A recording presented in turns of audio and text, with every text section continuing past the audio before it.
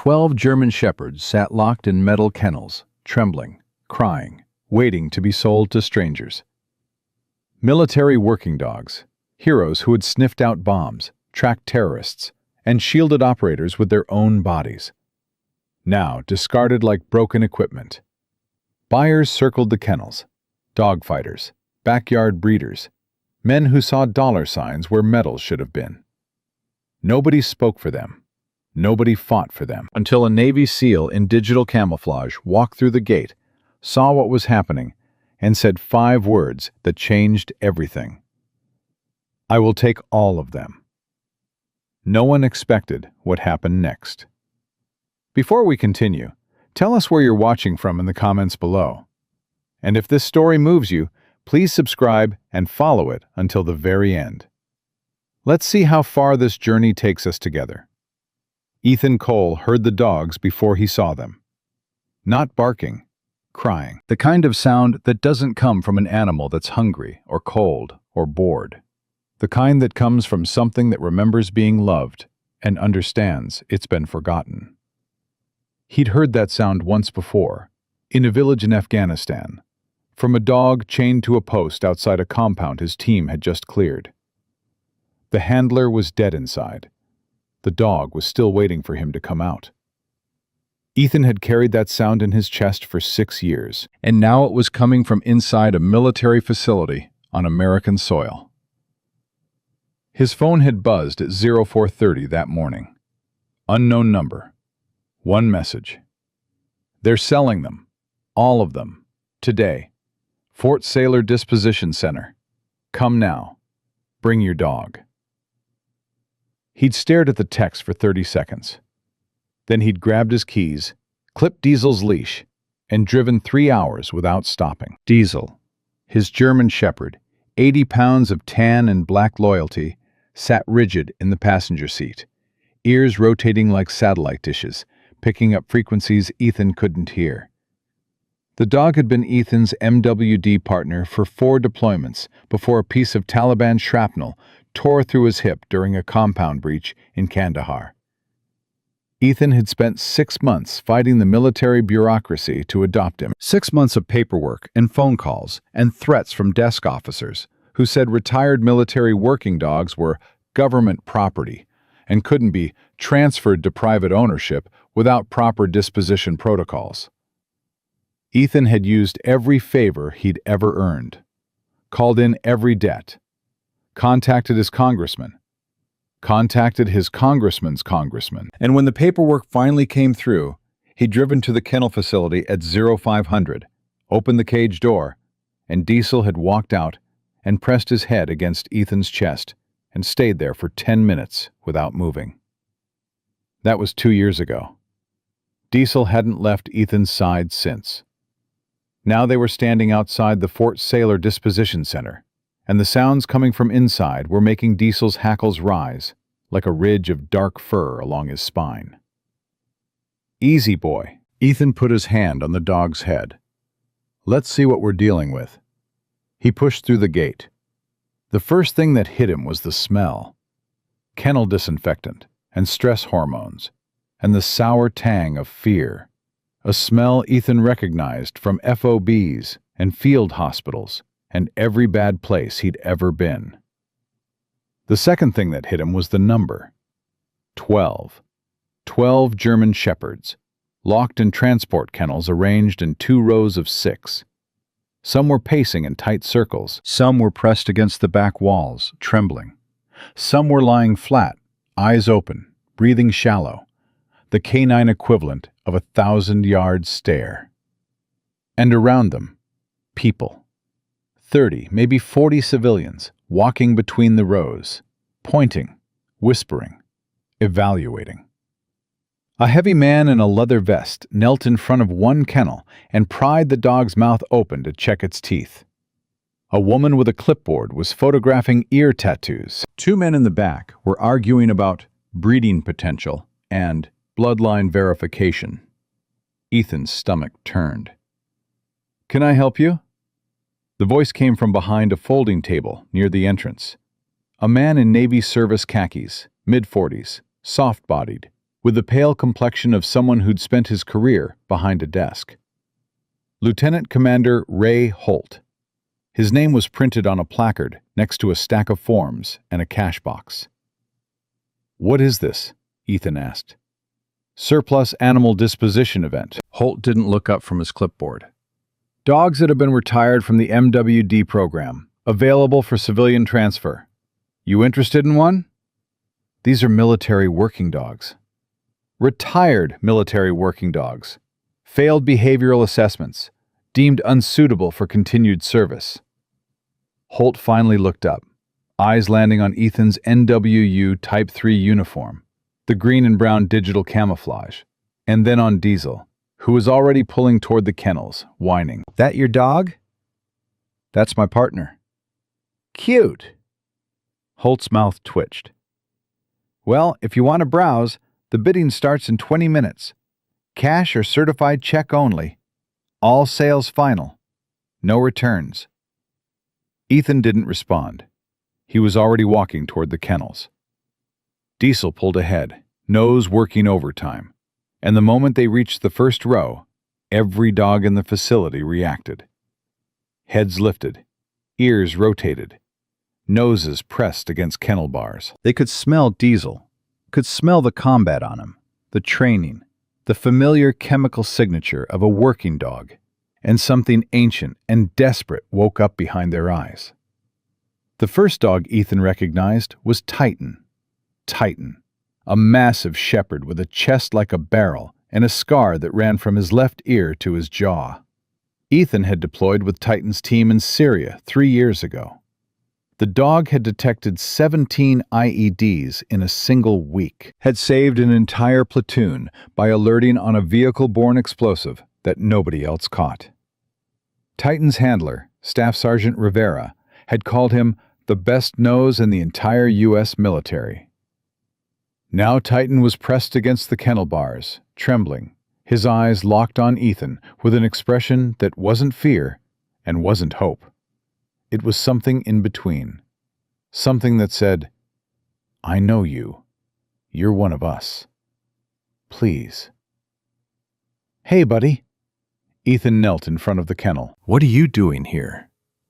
Titan let out a sound that cracked Ethan's chest open. Not a bark, not a whine.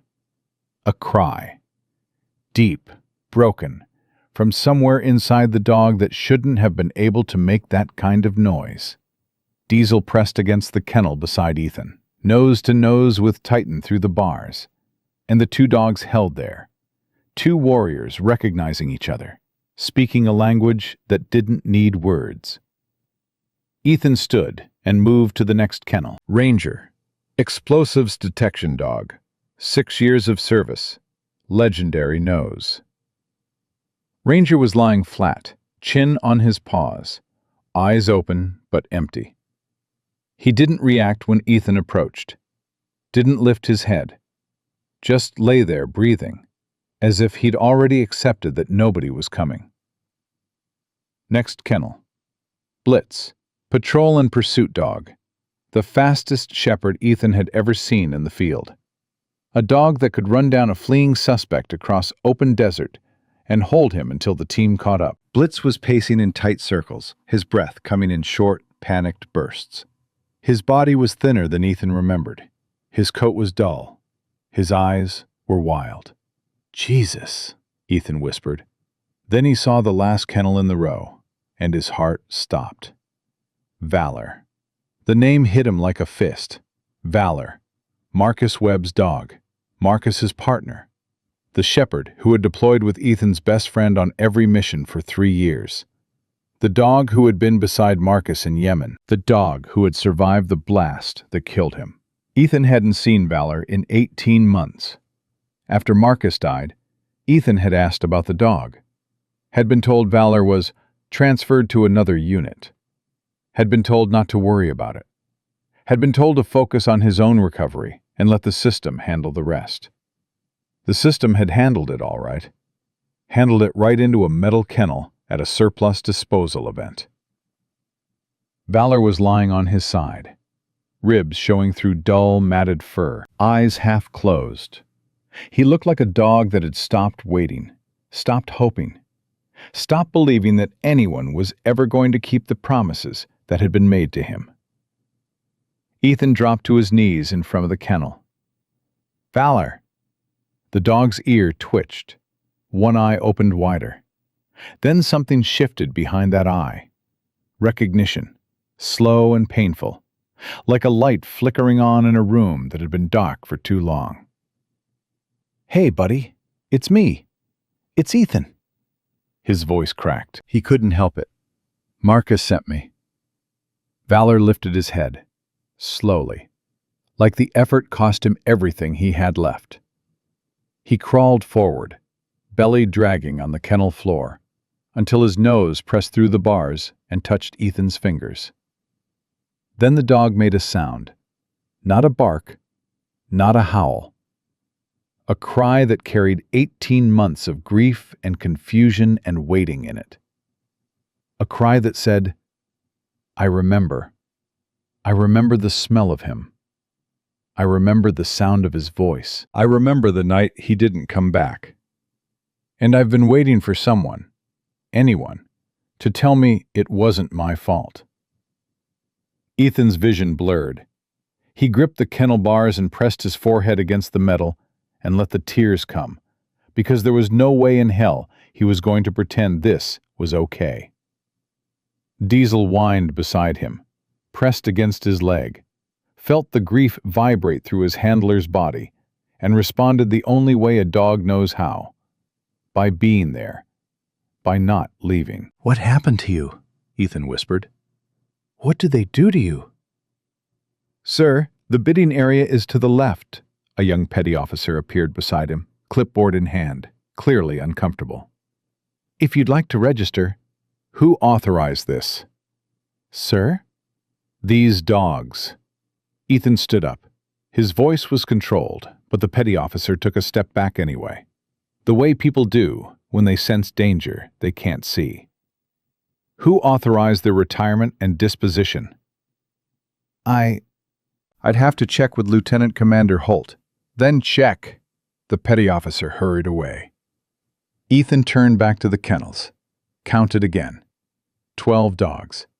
12 military working dogs with combined decades of service, thousands of missions, God knew how many lives saved. Lined up in metal boxes like surplus inventory, waiting to be liquidated. He walked back to Holt's table. "These dogs," Ethan said. "When were they retired?" Holt looked up with the practiced patience of a bureaucrat, dealing with someone he considered beneath his pay grade. "Various dates over the past 6 months. Standard disposition process. I know 3 of these dogs personally. I deployed with their teams. Titan cleared 17 IEDs in 1 week in Syria. Ranger detected a suicide vest at a checkpoint in Iraq that would have killed 30 Marines. And Valor," Ethan's voice tightened. "Valor was the K-9 partner of SEAL operator Marcus Webb, who died in action 18 months ago. I'm aware of the service records." "Then how are they here?" "They failed their behavioral reassessments." Holt's voice was flat, rehearsed. "The evaluations are conducted by certified military veterinary behaviorists. The results are documented and reviewed. These dogs were deemed unsuitable for continued service due to aggression, anxiety, or physical degradation." "That's a lie!" The words landed on Holt's table like a grenade. 2 nearby officers turned. The petty officer with the clipboard froze mid-step. Holt's eyes went cold. "Excuse me?" "I said that's a lie. Titan doesn't have an aggressive bone in his body. Ranger is the calmest detection dog I've ever worked with. And Valor..." Ethan leaned forward. "Valor was evaluated 6 months after Marcus died and cleared for continued service. I saw the report myself. So either someone falsified the assessments, or you're lying to my face." "You're out of line, petty officer." "I'm out of line?" Ethan's voice rose, and every dog in the facility reacted, barking, whining, pressing against their kennels. You've got 12 decorated military working dogs locked in boxes about to be sold to dogfighters and backyard breeders, and I'm out of line? These dogs are government property, undergoing lawful disposition. They're not property. They're soldiers. They serve this country longer and more faithfully than half the officers on this base. And you're selling them like used furniture. Holt stood up. His face had gone the particular shade of red that bureaucrats turn when their authority is challenged in public. If you have concerns about the disposition process, you can file a formal complaint through the proper channels. In the meantime, the event will proceed as scheduled. The hell it will! The bidding begins in 10 minutes, Petty Officer. Either register as a buyer or leave the premises. Ethan looked at Holt, looked at the kennels, looked at Valor, who had pressed his nose through the bars again and was watching Ethan with those hollow, desperate eyes. Marcus's last words, over the radio, through static and gunfire and the sound of a world ending. Get my dog home, brother. Promise me. Ethan had promised. Fine. Ethan's voice dropped. Quiet, level. The voice he used in the field when everything depended on the next 3 seconds. Start your bidding. Holt blinked, confused by the sudden compliance. 10 minutes later, the auctioneer, a civilian contractor with a microphone and the enthusiasm of a man selling livestock, stepped onto a small platform and cleared his throat. All right, folks, welcome to the Fort Sailor Surplus Working Dog Disposition Event. We have 12 animals available today. All sales are final. Medical records are sealed per military protocol. Buyers assume full responsibility. I have a question. Ethan's voice cut through the crowd like a rifle shot. The auctioneer paused. Questions at the end, sir. No, now. Ethan stepped forward. Diesel walked beside him, hackles up, that low growl building in his chest. Why are the medical records sealed? Military protocol. There is no protocol that seals medical records during a disposition event. Buyers have a legal right to see the health history of any animal they're purchasing. So I'll ask again. Why are they sealed? The auctioneer looked at Holt. Holt shook his head slightly, a signal that said, shut this down. Sir, if you'd like to discuss this privately, I'd like to discuss it right here, in front of everyone. Ethan turned to the crowd. 40 faces staring back. Some curious, some uncomfortable, some just wanting to buy a dog and go home. These dogs served in Iraq, Afghanistan, Syria, and Yemen. They detected explosives. They tracked terrorists. They shielded American service members with their own bodies. Some of them carry shrapnel in their hips. Some of them have hearing loss from flashbangs. Some of them watched their handlers die. Silence. Total silence. Even the dogs had gone still. And now they're being sold to the highest bidder, without medical records, without transparency, and without any effort to return them to their handlers or place them in legitimate retirement programs. Ethan paused. Does anyone want to ask why? The crowd shifted. Whispers rippled. The man in the leather vest who'd been checking teeth suddenly looked like he wanted to be anywhere else. That's enough, Holt stepped forward. Petty Officer Cole, you are disrupting a lawful military process. Stand down, or I will have you escorted off. Who wants to start the bidding? The auctioneer tried, voice cracking. Stop. One word. Ethan's voice wasn't loud. It was something worse than loud. It was the voice of a man who had given commands in rooms where the wrong word got people killed, and every person in that yard felt it in their spine. Stop the auction. The auctioneer's hand froze above his clipboard. I will take all of them. Nobody moved. All 12 dogs. Every single one. Name your price. The auctioneer stared. Holt stared. The entire crowd stared. That's not how this works, the auctioneer stammered. Individual animals are bid on individually.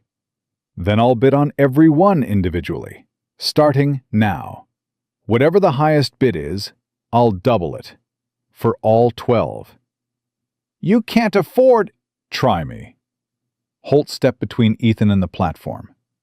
His face had passed through red and arrived at something paler, something closer to fear. This is irregular. The disposition protocol requires individual placement assessments. The disposition protocol also requires transparent medical records and handler notification before retirement. You skipped both. Ethan held Holt's gaze. So let's not talk about protocol. I'm denying your request. On what grounds? On the grounds that I am the commanding officer of this facility, and I said no. Every dog in the yard started barking. Not random panic noise. Coordinated. As if they understood. As if they were voting. Titan threw his weight against the kennel bars. Ranger stood up for the first time all day and pressed forward. Blitz stopped his frantic pacing and added his voice. A deep, desperate bark that echoed off every surface. And Valor. Valor, who had barely moved in hours, lifted his head and howled. The sound cut through the yard like a blade, long, anguished, ancient. The howl of a dog who had lost everything and was watching his last chance walk away. The crowd felt it. Every single person felt it. The woman with a clipboard lowered it. The man in the leather vest stepped back from the kennels. Even the auctioneer set down his microphone. You hear that? Ethan said to Holt. Quiet. Deadly. That's not barking. That's a plea. Every one of those dogs is begging you to do the right thing. And you're going to stand there and tell me no? Holt swallowed. His eyes darted to the crowd. Phones were out, recording. This was no longer a quiet disposal event. This was a public stage. I'll file an official acquisition request, Ethan said, through proper channels. But until that request is processed, this auction does not proceed. And if a single one of these dogs is sold, transferred, or harmed before my request is reviewed, I will personally ensure that every news outlet, every congressional office, and every veterans organization in this country knows exactly what happened here today. Holt stared at him for a long time. The kind of stare that calculates costs and consequences, and decides how much a career is worth versus how much a fight will cost. You're making a mistake, Petty Officer. No, sir, I'm keeping a promise. Holt turned and walked away without another word. The auctioneer looked around, confused, waiting for instructions that didn't come. The crowd buzzed with whispers. Ethan walked back to Valor's kennel and knelt down.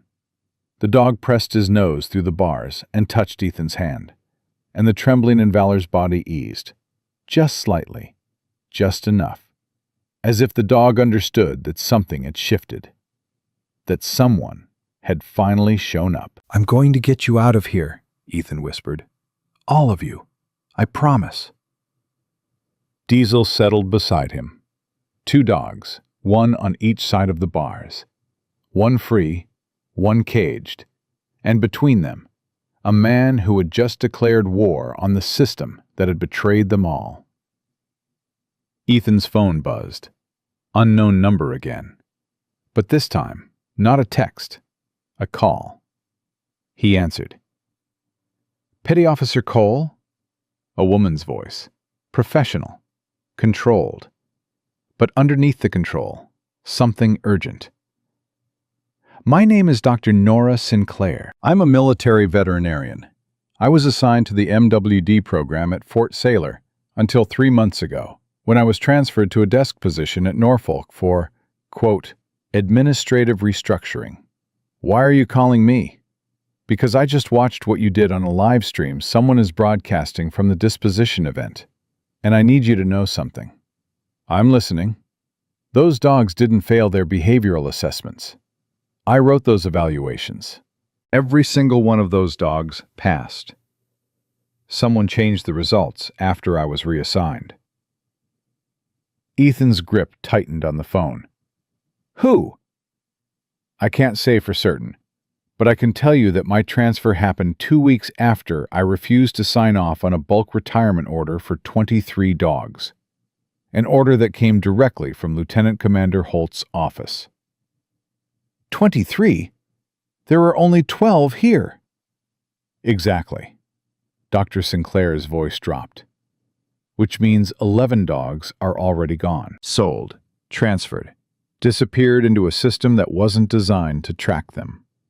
Ethan closed his eyes. 11 dogs. Gone. Into dogfights. Into breeding mills. Into the hands of people who saw weapons instead of warriors. There's more, Dr. Sinclair said. I kept copies of the original evaluations, and I have documents that show Holt has been working with a private defense contractor called Aegis Global. They've signed a $40 million contract to supply replacement dogs to the military. But the contract only works if the current dogs are removed from service. They're forcing dogs out to make room for a private company's product, and getting paid to do it. Holt receives a consulting fee from Aegis Global. It's buried in the paperwork, but it's there. She paused. I have everything on a flash drive. Original evaluations, financial records, communications between Holt and Aegis Global's CEO. But I need someone who's willing to use it, because the last person I tried to give this information to was transferred to a base in Guam within 48 hours. Where can we meet? There's a veterans coffee shop off Route 17, the Grindhouse. I can be there in 2 hours. I'll be there in 90 minutes. Ethan hung up and looked at Diesel. The dog was watching him with those amber eyes, calm, steady, ready for whatever came next. The way he'd been for 5 years, the way he always would be. This just got a lot bigger than 12 dogs, buddy. Diesel's ears swiveled forward. His tail gave one slow wag. Not excitement, acknowledgement. The way a combat dog says, I'm with you, whatever it is, wherever it goes. Ethan stood up, took one last look at Valor, at the hollow eyes, the protruding ribs, the matted fur of a dog that had once been the proudest, fiercest shepherd in SEAL Team 7. Marcus's dog. Marcus's partner. The last living connection to a man who had died saving everyone except himself. Get my dog home, brother. I will, Marcus, Ethan whispered. I swear to God, I will. He walked toward the gate. Behind him, 12 dogs watched him leave. Their barking had stopped. Their crying had stopped. They just watched, silent, still, with something new in their eyes that hadn't been there an hour ago. Hope. The fragile, terrified, desperate kind. The kind that hurts worse than despair because it means you've started believing again, and believing means you have something left to lose. Ethan pushed through the gate and climbed into his truck. Diesel jumped into the passenger seat and pressed his nose against the window, looking back at the facility, at the dogs, still watching from their kennels. We're coming back for them, Ethan said. Every single one. He started the engine and pulled onto the highway. The flash drive was waiting. Dr. Sinclair was waiting. And somewhere inside a $40 million contract signed in blood and silence, the truth about what happened to those dogs and what happened to Marcus Webb was waiting to be dragged into the light.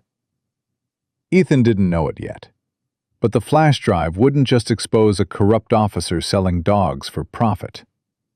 It would expose something far darker, something that would rewrite everything he believed about his best friend's death. And once he saw it, there would be no going back. Diesel settled into the seat and rested his head on Ethan's thigh, the way he always did on long drives, the way Marcus used to describe Valor doing on the way back from missions.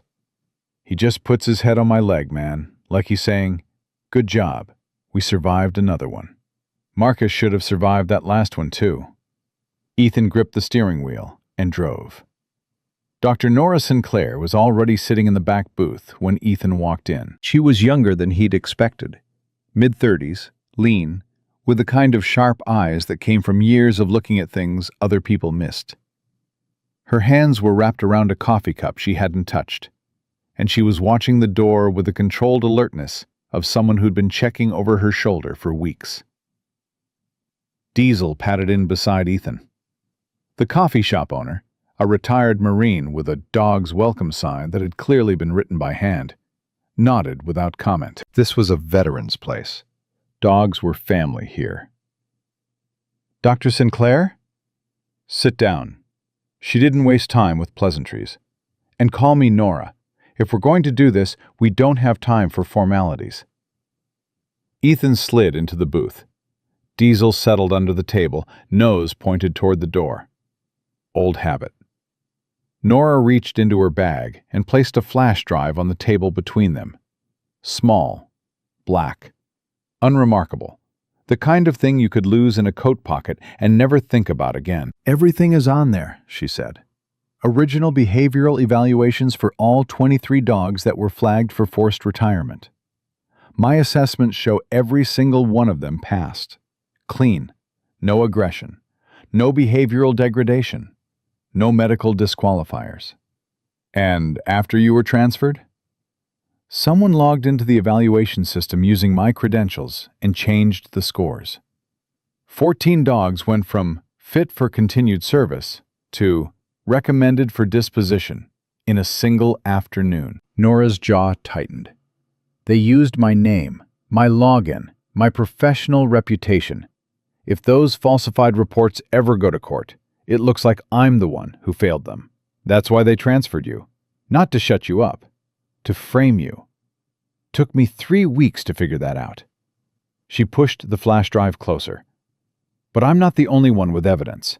There's a handler, Sophie Delaney, former petty officer 2nd class. She was discharged 8 months ago after filing a formal complaint about the treatment of retired MWDs at Fort Saylor. Discharged for filing a complaint? Officially, she was discharged for failure to meet administrative requirements.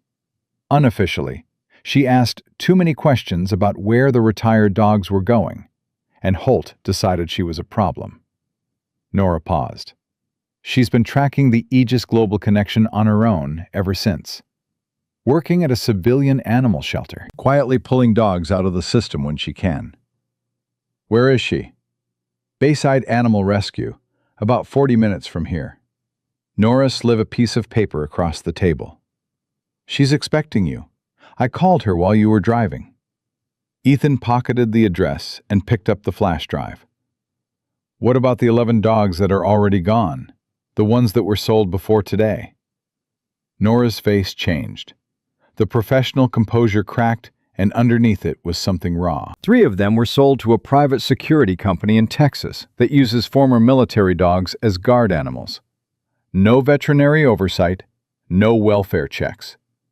2 were sold to a breeding operation in Georgia. Puppy mills, basically, using military bloodlines as a marketing tool. And the other 6? Nora didn't answer immediately. She looked down at her coffee, looked back up. Her eyes were wet. I don't know. The records were deleted. Whoever bought them paid cash, used false names, and the transaction files were wiped from the system within 24 hours. She swallowed. But I've heard rumors. Dogfighting circuits in the Midwest have been advertising military-trained animals for the past 4 months. Dogs that are already conditioned for high-stress environments. Dogs that won't back down. Ethan felt something inside him go very cold. The kind of cold that doesn't come from temperature. It comes from understanding the full scope of what you're facing and realizing it's worse than you imagined. They're selling combat dogs to fight rings. They're selling heroes to be tortured for entertainment. Nora's voice broke on the last word. I spent 6 years as a military veterinarian. I put my hands on those dogs every day. I healed them. I cleared them for missions that could kill them, and now they're... She stopped. pressed her fingers against her eyes. "I'm sorry." "Don't be sorry. Be angry." Ethan leaned forward. "Who is behind Aegis Global?" "A man named Victor Rains, former defense contractor. Made his fortune selling equipment to the military during the Iraq surge. Body armor, vehicle upgrades, communication systems. When those contracts dried up, he pivoted to military working dogs. Cheaper to produce, easier to sell, and the demand never goes away." "And Holt?" "Holt is Rains's inside man. He controls the disposition process. He decides which dogs get retired, when they get retired, and where they go. In exchange, Aegis Global pays him a consulting fee, $200,000 a year, routed through a shell company called Patriot Canine Solutions." $200,000 to sell out dogs that saved American lives? "That's the price, apparently." Nora's voice hardened. "But it gets worse." "How does it get worse?" "Because Aegis Global doesn't just supply replacement dogs. They also supply intelligence packages for special operations. Field intelligence, targeting data, mission planning support." She paused. "Including the intelligence package used for Operation Sandstorm in Yemen 18 months ago." Ethan's blood turned to ice. Marcus's mission. Marcus Webb's team received targeting data from Aegis Global through a classified intelligence sharing agreement. The data identified a compound in the Marib Governorate as a high-value target location. Entry points, guard positions, structural layouts, all provided by Aegis Global's field team. That intel was wrong. Ethan's voice came out flat, mechanical, the way it did when he was processing information that his emotions couldn't afford to touch yet.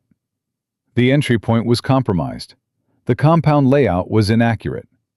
Marcus's team went through a door that should have been clear and walked into a kill zone. "I know." Marcus took the blast, an IED inside the doorframe. He shielded Valor with his body. Ethan's hands were flat on the table, perfectly still, but his knuckles were white. "He died on the medevac. His last words were about his dog." "Ethan, you're telling me the intelligence that killed my best friend came from the same company that's now selling his dog?" Nora didn't flinch. "I'm telling you that Aegis Global has a pattern. Bad intel that gets people killed. Dogs that get discarded when they're no longer profitable. And a system of corruption that reaches from a desk officer at Fort Sailor all the way to defense contracts worth tens of millions." She held his gaze. "But I can't prove the intel was deliberately compromised. Not yet. That's why I need help." Diesel whined under the table. He could feel the change in Ethan's body. The tension, the controlled rage, the particular stillness that came before action. The dog pressed harder against Ethan's leg, grounding him the way he'd done 1,000 times in the field. "Who else knows about this?" Ethan asked. "A handler named Sophie Delaney. She's been tracking Aegis Global for a year. And a senior dog handler at Fort Sailor, Sergeant First Class Tom Braddock. He trained half the dogs on the disposition list. He knows they didn't fail their evaluations because he administered the field assessments himself." "Why hasn't he said anything?" "Because Holt threatened his pension. Braddock has 18 months until retirement. 20 years of service, a wife and 2 kids. Holt told him that if he talked, his retirement benefits would disappear.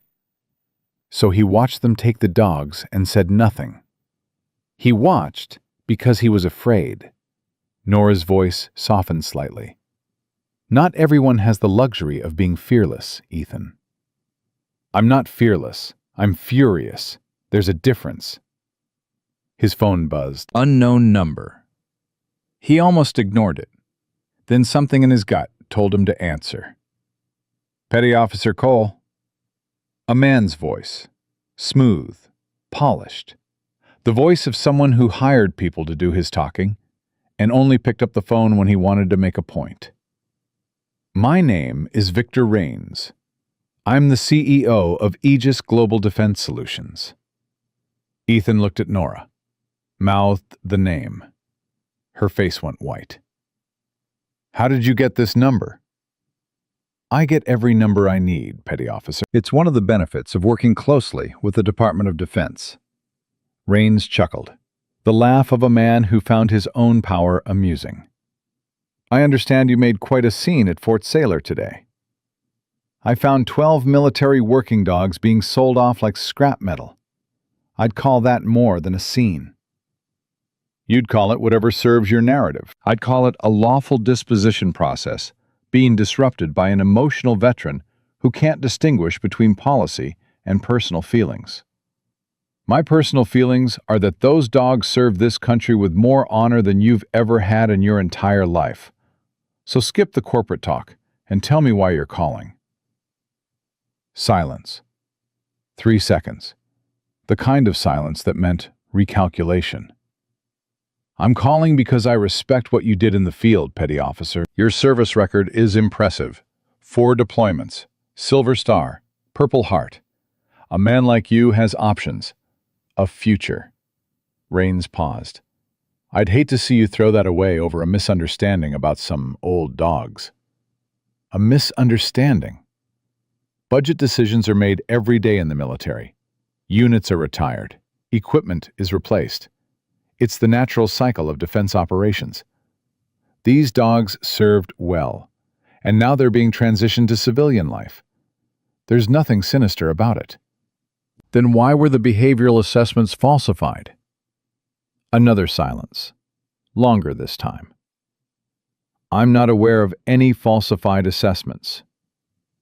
Dr. Nora Sinclair wrote clean evaluations for every dog on that disposition list. Someone changed them, using her credentials after she was forcibly transferred. I have the originals. Rains didn't respond for 5 seconds. When he did, the smooth polish was gone. What was underneath was harder, colder. Let me be direct with you, Petty Officer. You have a dog, a nice retirement, a clean record. Walk away from this, and all of that stays intact. I'll even make sure the dogs at Fort Sailor are placed in reputable homes. Every single one. Including Valor? Including whoever you want. Valor was my best friend's dog, Marcus Webb, SEAL Team 7. He died in Yemen 18 months ago using intelligence provided by your company. Ethan let the words land. So when you tell me to walk away, you're asking me to abandon the dog that my dead brother asked me to protect. Are you understanding the math here? I understand that grief makes people irrational. And I understand that $40 million makes people criminal. Ethan stood up. Diesel stood with him. Here's what's going to happen, Mr. Rains. I'm going to get those dogs out of Fort Sailor. I'm going to find the 11 that were already sold, and I'm going to make sure that every document, every falsified evaluation, every payment you've made to Lieutenant Commander Holt ends up on the desk of someone who will use it to put you in a cell. You're making an enemy you can't afford. I've had enemies with RPGs and night vision. You're a businessman with a phone. I'll take my chances. Ethan hung up. Nora was staring at him. He called you directly. He's scared. Ethan pocketed the phone. Same reason corrupt people always call directly. They want to assess the threat. Figure out if you can be bought or intimidated. Can you? My best friend died because of his company's intel. His dog is starving in a kennel because of his contract. There isn't a number big enough. Nora nodded. Something in her expression shifted, from cautious ally to committed partner. Then let's go see Sophie. She has things you need to see. They drove to Bayside Animal Rescue in Ethan's truck. Diesel rode shotgun, nose out the window, ears catching the wind with a pure, uncomplicated joy that only dogs are capable of, even in the middle of a crisis. Sophie Delaney was waiting outside the shelter when they pulled up. She was 26, short dark hair, strong hands, the kind of posture that said military, even in civilian clothes. Shoulders back, chin up, eyes scanning. She wore a shelter volunteer shirt that was too big for her, and jeans that had dog hair on them. And she looked at Ethan's NWU Type 3 uniform, the way veterans look at the uniform when they've been forced to take it off before they were ready. "You're the SEAL from the video," she said. Not a question. "What video?" "Someone at the disposition event live-streamed the whole thing. You telling Holt to stop the auction. The dogs barking behind you. You saying you'd take all of them." Sophie held up her phone. "It's got 200,000 views in 3 hours." Ethan hadn't known, hadn't cared, but the number registered. 200,000 people had watched him stand in front of those kennels and make a promise. Now he had to keep it in front of an audience. "Nora said you've been tracking Aegis Global?" "For 14 months. Sophie led them inside the shelter. Dogs barked from kennels along the hallway. Civilian rescues, strays, surrenders. But in a separate room in the back, behind a locked door, 3 German shepherds lay on padded beds. Ethan recognized them immediately. These are MWDs. Atlas, Coda, and Fury. Sophie knelt beside the nearest dog, a shepherd with a graying muzzle and a scar across his shoulder. Atlas was sold at a disposition event 6 months ago. The buyer claimed to be a private security contractor. Turned out to be a front for a dogfighting operation in Virginia. I tracked him down through a rescue network and pulled him out. "How?" "I bought him." Sophie's jaw tightened. $500. That's what a decorated military working dog costs on the secondary market. $500 for an animal that spent 8 years protecting American soldiers. And the other 2? Coda was found wandering a highway in North Carolina. No chip, no tags.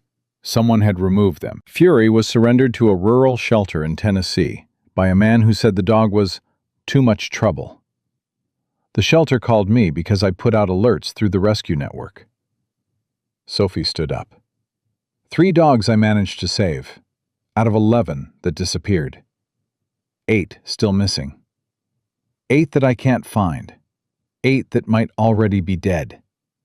Sophie's voice was steady, but her eyes weren't. And now there are 12 more at Fort Saylor about to go through the same pipeline, unless we stop it. Ethan looked at the 3 dogs on the padded beds. Looked at Diesel, who had walked up to Atlas and was touching noses with the old shepherd, the same way he'd touched noses with Titan through the kennel bars. The language of dogs recognizing their own. "I need everything you have," Ethan said. "Documents, photos, testimony, communication records. Everything." Sophie went to a filing cabinet and pulled out a box. Thick. Heavy. The kind of box that represented 14 months of obsession and rage organized into paper. Financial records linking Holt to Aegis Global. Photographs of dogs I traced after disposition events. Sworn statements from 3 handlers whose dogs were taken without proper notification. She placed it on the table. And this, she pulled out a folder. Inside were photographs, not of dogs, of a building, an Aegis Global facility outside of Norfolk. This is where they keep the replacement dogs before delivery. Younger animals, bred in private kennels, fast-tracked through basic training. Sophie pointed to one photograph. 3 weeks ago, I got close enough to see inside. The dogs are kept in conditions that violate every animal welfare standard the military has. Overcrowded, underfed, some with untreated injuries from training methods that any legitimate program would consider abuse. They're selling the military damaged dogs to replace healthy ones they forced into retirement. At $40 million. Sophie's eyes burned. And nobody knows because nobody's looking. The military gets new dogs. Aegis Global gets paid. Holt gets his cut. And the dogs that actually served, the ones that bled and sacrificed, they disappear. Ethan's phone rang. He checked the number. Not unknown this time. A number he recognized. Tom Braddock. Cole. Braddock's voice was low, strained. The voice of a man calling from a closet or a bathroom, or anywhere he thought he couldn't be overheard. I heard what you did at the disposition event. I need to talk to you. I need to talk to you too, Tom. Not on the phone. Meet me at my house tonight. 2100. And Cole, don't bring anyone military. I'm being watched. By who? Holt's people. Base security. Maybe worse. Braddock's voice dropped even lower. They came to my office an hour after you left Fort Saylor. Told me that if anyone asks about the evaluations, I say they were conducted properly. Told me that if I deviate from that statement, I'll be investigated for misconduct and my retirement will be revoked. They're threatening you. They're threatening my family, my wife, my kids. They said it just like that. Think about your family, Sergeant. Like it was a suggestion. Braddock's breathing was ragged. I've kept my mouth shut for 6 months. Watched them take dogs I trained, dogs I loved. Watched them change my evaluations and put my name on lies. I've hated myself every single day for it. Then help me fix it.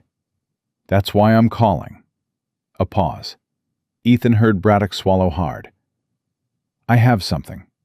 Something I took from Holt's office 3 months ago. Something he doesn't know I have. What is it? A communication log. Encrypted emails between Holt and Rains dating back 2 years. I couldn't read most of them. They're coded. But there's one chain that isn't. One chain where they discuss Operation Sandstorm. Where they discuss the intelligence package they provided for the Yemen raid. Ethan stopped breathing. Tom, what does it say? It says they knew the intel was compromised. They knew the entry point was wrong. They knew the compound layout had changed 3 days before the operation. Braddock's voice cracked. And they sent your team in anyway? Because pulling the intel package would have triggered a review that would have exposed the entire dog replacement scheme. The room went silent. Sophie and Nora were both watching Ethan's face, and whatever they saw made them go perfectly still. They knew, Ethan said. The words came out quiet, almost inaudible. They knew Marcus was walking into a trap. Cole, I'm sorry. They killed him. Ethan's voice didn't rise. It dropped into the register, where words stop being communication and start being weapons. They didn't just let him die. They sent him in knowing he wouldn't come out. They murdered a Navy SEAL to protect a contract. That's what the emails say.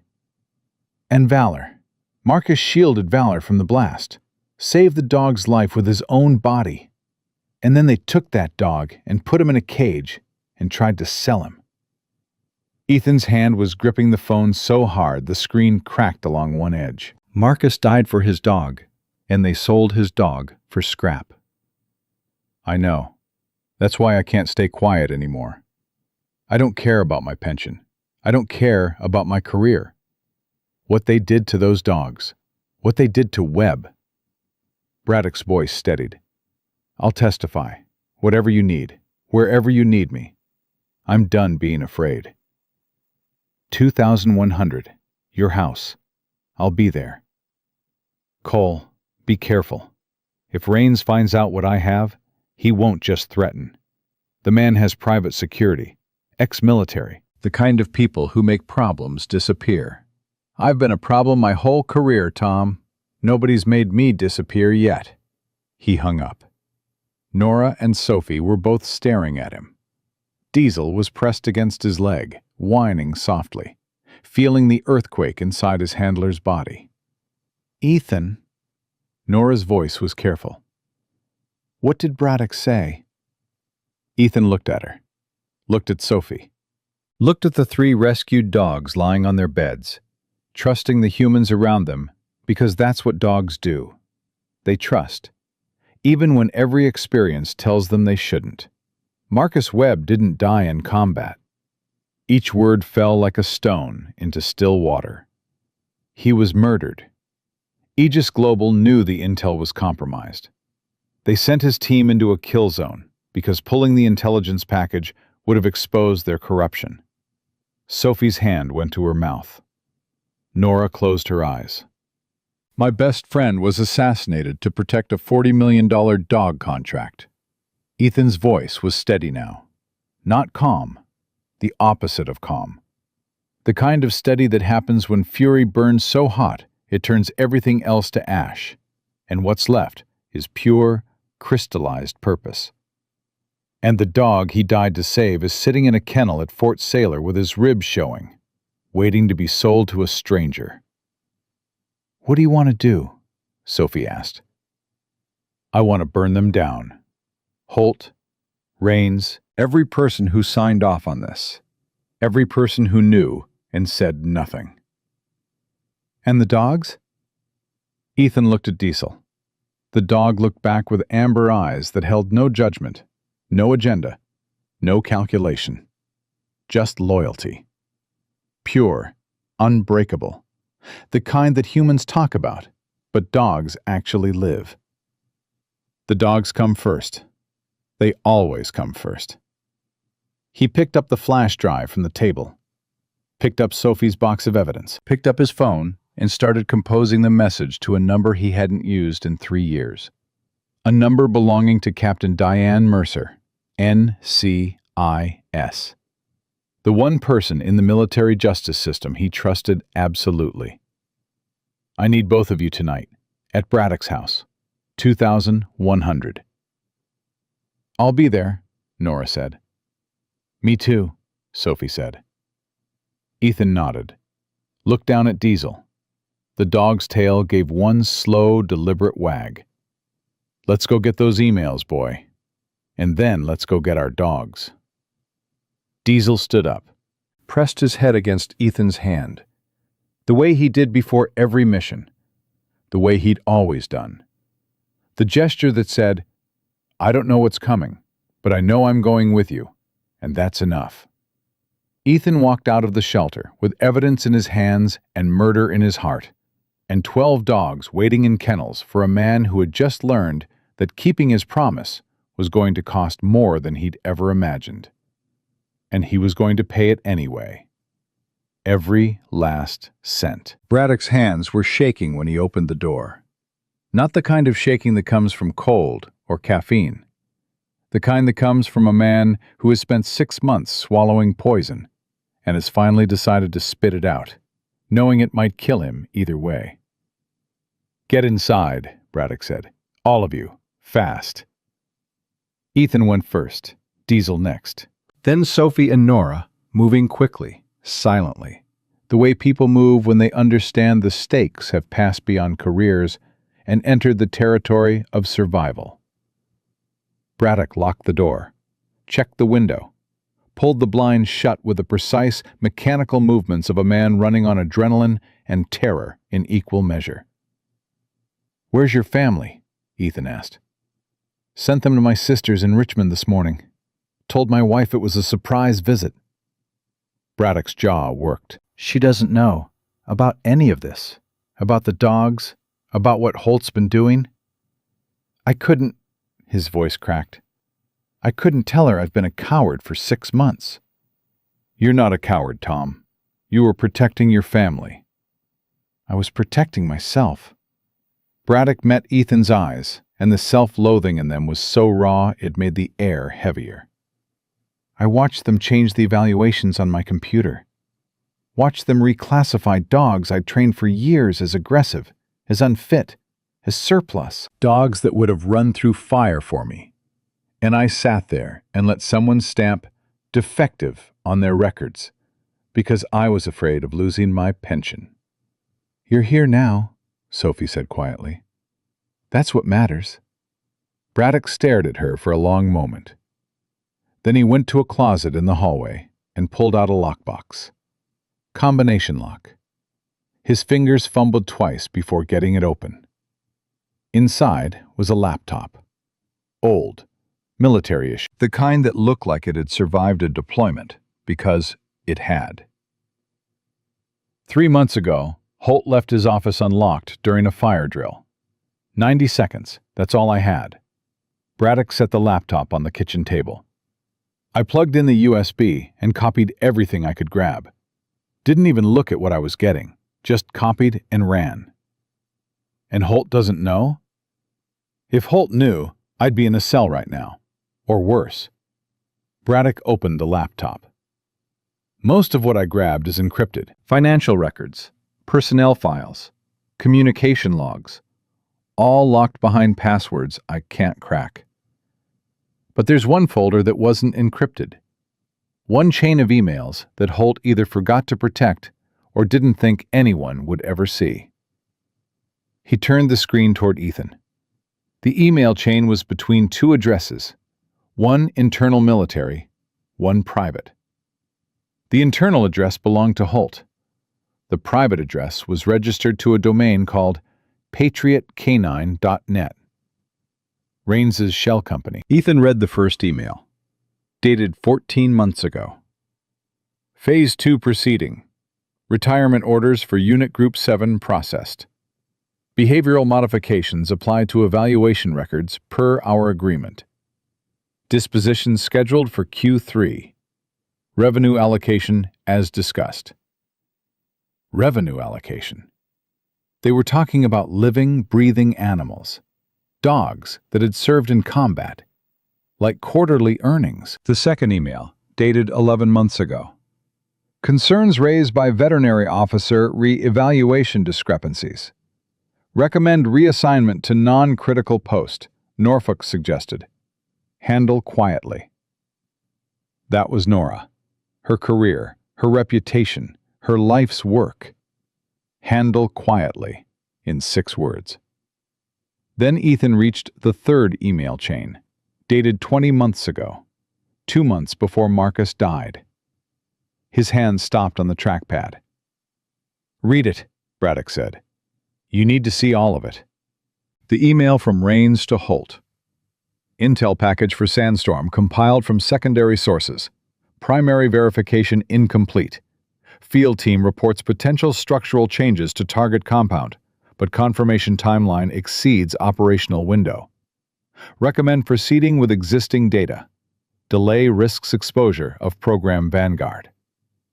Holt's reply. Understood. Forwarding to JSOC as verified.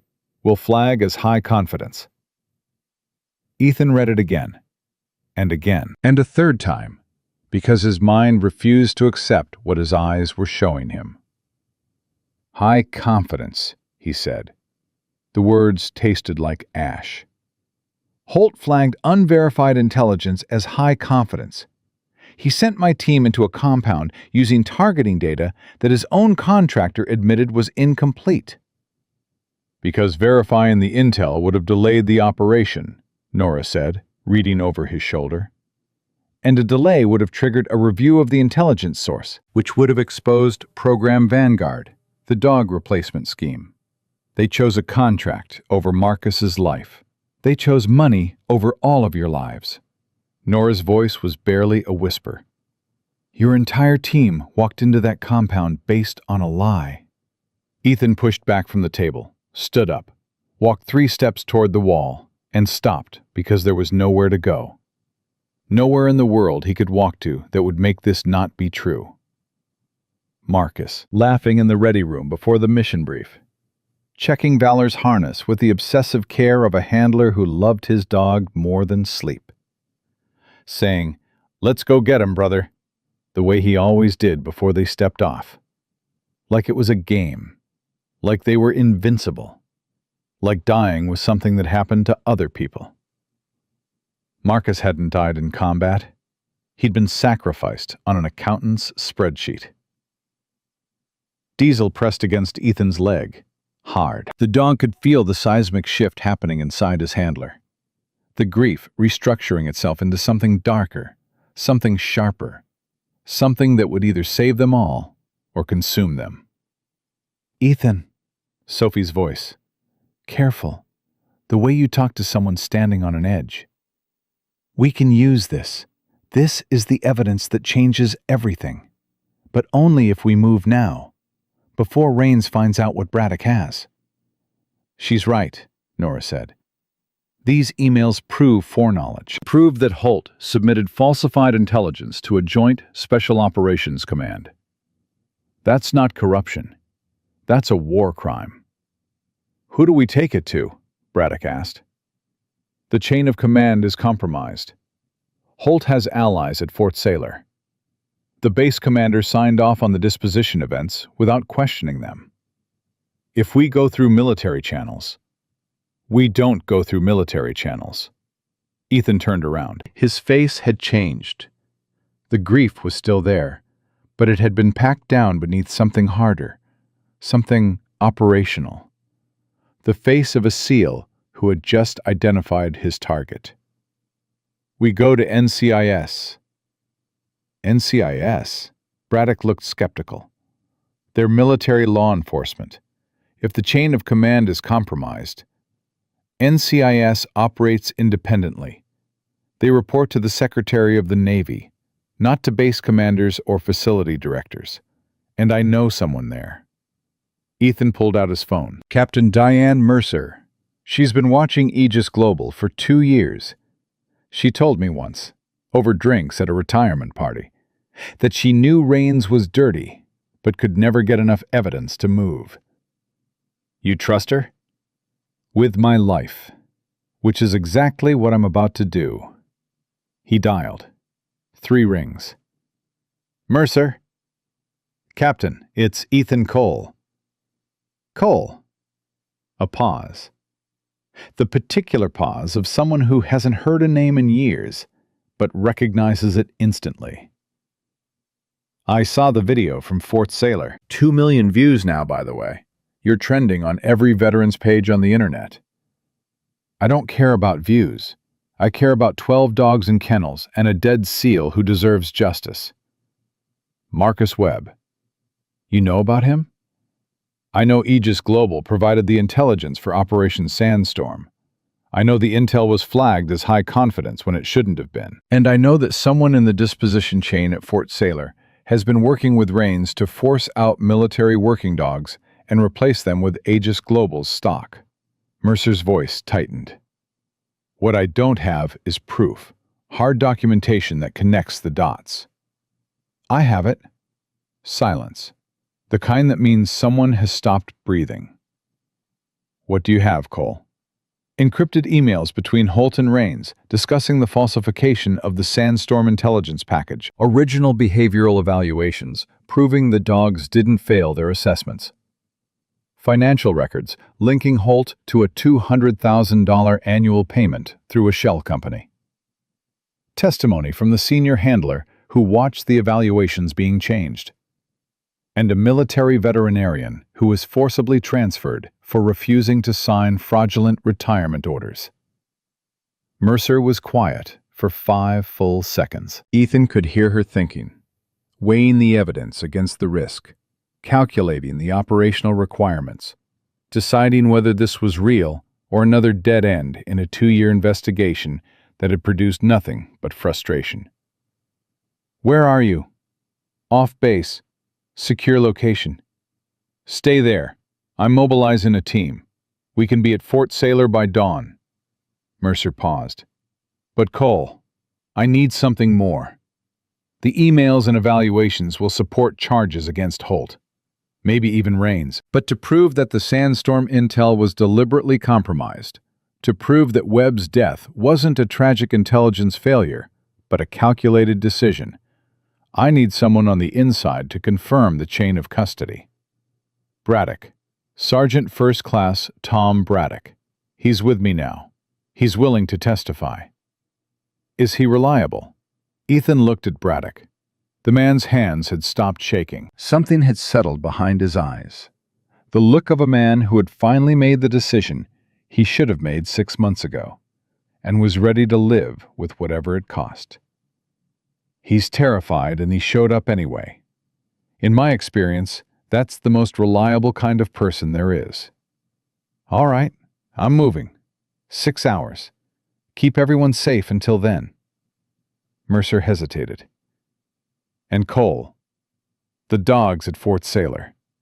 If Holt gets wind of this investigation before we move, he'll have them transferred. Gone. You understand what that means. Destroyed.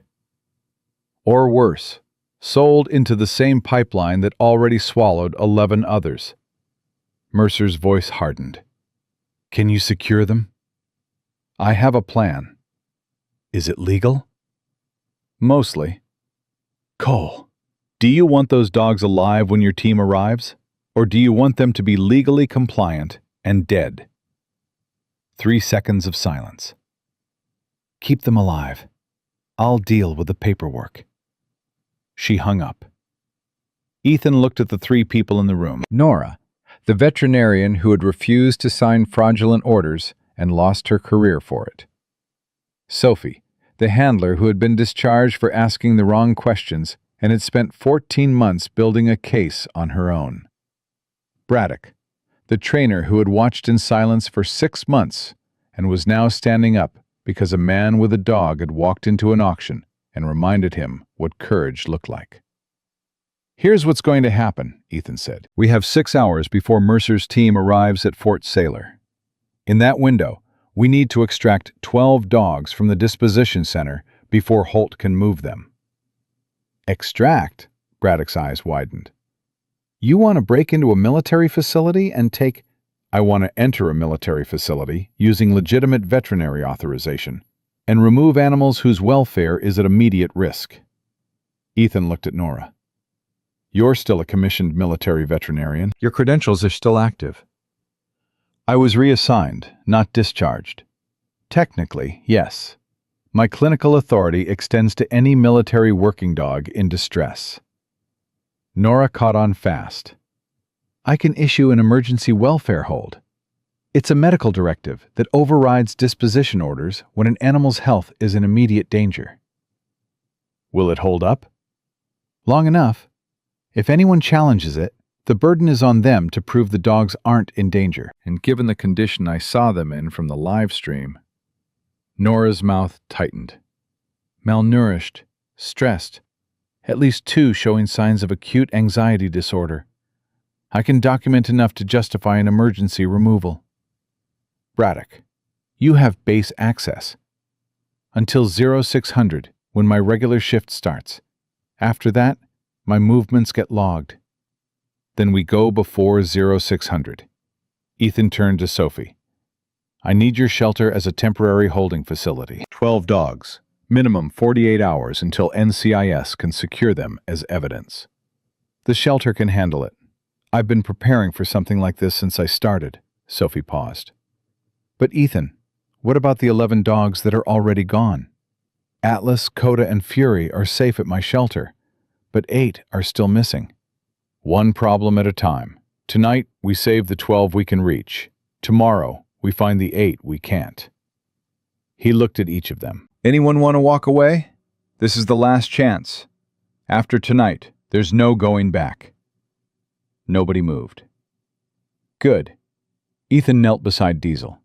The dog looked up at him with those amber eyes, steady, unwavering, the eyes of a partner who had never once hesitated when it mattered. One more mission, buddy. Diesel's tail wagged once, slow, deliberate. The wag that meant always. They moved at 0300. Braddock drove them through the back gate of Fort Sailor using his security credentials. No alarms, no additional scrutiny. The guards barely glanced at the military vehicle. Just another late shift movement on a base that never fully slept. The disposition center was dark, locked. But Braddock had the access codes, the same codes he'd used every day for 20 years. The moment the door opened, the dogs reacted. Not with barking, not with the frantic, desperate cries from that afternoon. With something quieter, something that Ethan felt in his chest before he heard it. A collective exhalation. The sound of 12 animals who had been holding their breath since he'd walked away that morning, waiting, hoping, refusing to believe it was over. Diesel went in first, working the room the way he always did. Methodical, thorough, checking each kennel, touching noses through the bars. And behind him, each dog rose. Each dog pressed forward. Each dog said, with their eyes and their whines and the push of their noses against the metal, "You came back. You actually came back." Ethan went to Valor's kennel first. The dog was standing this time, thin, trembling, but standing. And when Ethan knelt in front of the bars, Valor pressed his entire body against the door with a force that made the metal sing.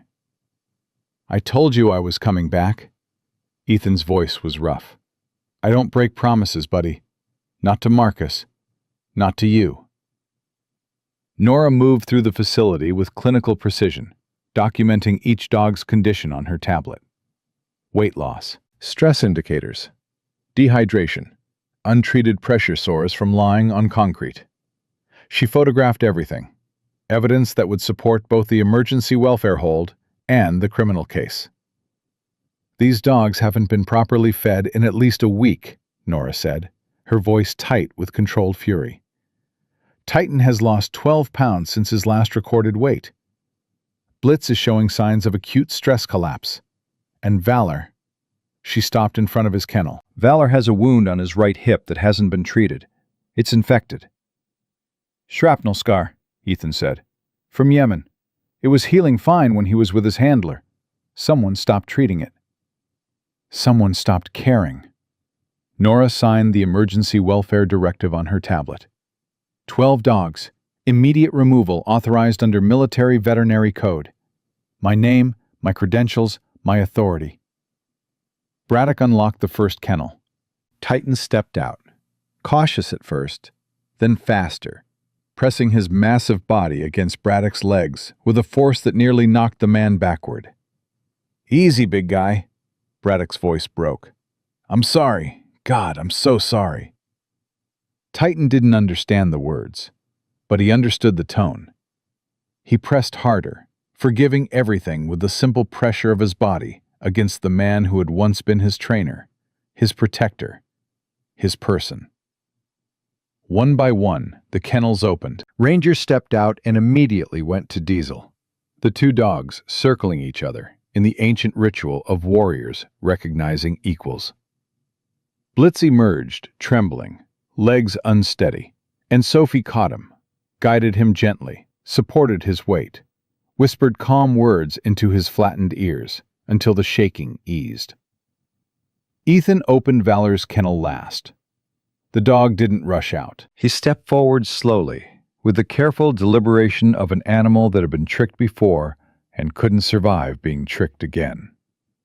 One paw, then another, until he was standing in front of Ethan, nose to knee, looking up with eyes that carried 18 months of grief.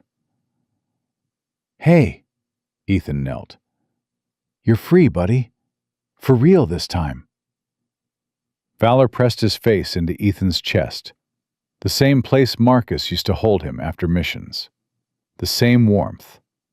Different heartbeat, but close enough. Close enough to mean, I'm not alone anymore. Ethan wrapped his arms around the dog and held him.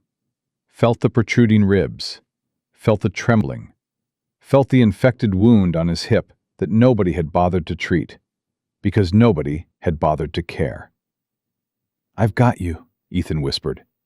"Marcus sent me, and I'm not going anywhere." They loaded the dogs into the transport vehicle. 12 shepherds, plus Diesel, packed into a van that Braddock had signed out under a training exercise authorization. It was tight. It was chaotic. It was 13 military dogs and 4 humans in a space designed for maybe half that number. It was also the most beautiful thing Ethan had ever been part of. Sophie drove. Braddock rode shotgun. Nora sat in the back, monitoring the dogs, checking vitals, keeping the ones with anxiety close to the calm ones. Ethan sat on the floor of the van with Valor on one side and Diesel on the other. His 2 dogs, one he'd saved 2 years ago, and one he was saving tonight. bookending him like sentries guarding the most important thing they'd ever been asked to protect. They were 3 miles from the base gate when Braddock's phone rang. He answered, listened for 10 seconds. His face went gray. "That was my buddy in the security office. Holt just arrived at base. 3 in the morning, and he's walking into the disposition center." "He knows," Ethan said. "He'll find the kennels empty in about 4 minutes." "Then we have 4 minutes to get off this base." Ethan leaned forward. "Sophie, drive faster." She didn't need to be told twice. The van surged forward, engine whining, 13 dogs bracing against the sudden acceleration with the instinctive balance of animals who had ridden in military vehicles their entire lives. 2 minutes to the gate. Braddock's phone rang again. He looked at the screen, and his breath caught. "It's Holt." "Don't answer." "If I don't answer, he'll know I'm involved." "He already knows you're involved. The only question is whether we're through the gate before he locks it down." The gate appeared ahead. 1 guard, 1 barrier. Standard overnight security. Minimal staffing, minimal scrutiny. Sophie pulled up to the checkpoint, smiled at the guard, handed over Braddock's authorization form. The guard looked at the form, looked at the van, looked at the 13 dogs visible through the rear windows. "Training exercise?" He raised an eyebrow. "Late-night detection drill," Braddock said from the passenger seat. "New protocol. You know how it is." The guard studied the form for 3 more seconds. Behind them, in the distance, Ethan heard a sound that made his skin prickle. The wail of a base security siren, faint but growing. The guard heard it too, looked up, looked at Braddock, looked at the form. "Go ahead." He raised the barrier. Sophie floored it. The van shot through the gate and onto the highway, and behind them the siren grew louder. Lights began flashing across the base, and the sound of a system waking up to discover it had been beaten echoed into the dark. Ethan looked through the rear window, watched the base lights shrink in the distance, felt Valor pressed against his leg and Diesel pressed against his other leg, and 12 dogs breathing around him in a space that smelled like fear and freedom and the beginning of something that couldn't be stopped. His phone buzzed. A text from Holt. "You just ended your career, Cole. Every dog in that vehicle is stolen government property. You will be arrested, court-martialed, and prosecuted. And when I'm done, you will spend the rest of your life in Leavenworth." Ethan typed back 3 words. "Come and try." Then he called Mercer. "Captain, timeline just changed. We extracted the dogs. Holt knows. He'll try to report them as stolen. I need your team at Fort Sailor now, not dawn. Now." "You were supposed to wait." "The dogs would have been gone by dawn. Holt was already moving." 5 seconds of silence. Then Mercer's voice, hard and sharp. "I'm redirecting my team. 2 hours. Hold what you have and don't let anyone near those dogs." Not a soul. "And Cole, the emails from Braddock's laptop. Send them to me now, all of them. If Holt tries to frame this as theft, I need the evidence in my hands before his lawyers start spinning. Sending now." "One more thing." Mercer's voice changed. Softer. The voice of a person behind the rank. "Marcus Webb's parents. They live in Virginia Beach. They've spent 18 months believing their son died because of bad luck and the fog of war." "I know. When this goes public, when they find out the truth, they deserve to hear it from someone who loved him, not from a news report." Ethan closed his eyes, felt Valor's warmth against his leg, felt the weight of a promise that kept getting heavier and more sacred with every hour that passed. "I'll tell them myself." "Good." Mercer paused. 2 hours, Cole. Keep those dogs alive." She hung up. Sophie drove through the darkness toward the shelter. Beside Ethan, Valor shifted and rested his head on Ethan's thigh. The exact gesture Marcus had described 100 times. The dog's way of saying, We made it. We survived another one. Ethan put his hand on Valor's head and felt the dog exhale. Long, slow. The breath of an animal releasing something it had been carrying for 18 months. "Almost there, buddy," Ethan whispered. "Almost home." 12 dogs in a van on a dark highway. 4 humans who had risked everything to save them. And behind them, an empire of corruption, waking up to discover that the man they'd tried to silence had just stolen their leverage, exposed their crime, and set a countdown that no amount of money or power or threats could stop. 2 hours until NCIS arrived. 2 hours until the truth that killed Marcus Webb became the weapon that would destroy the people who murdered him. And in the back of a crowded van, surrounded by warriors who walked on 4 legs, Ethan Cole held his best friend's dog and made one final promise. Not to Marcus, not to Mercer, not to anyone who could hear him. To himself. No more silence. No more looking away. No more letting systems built on greed decide which heroes live and which ones die. Not on his watch. Not ever again.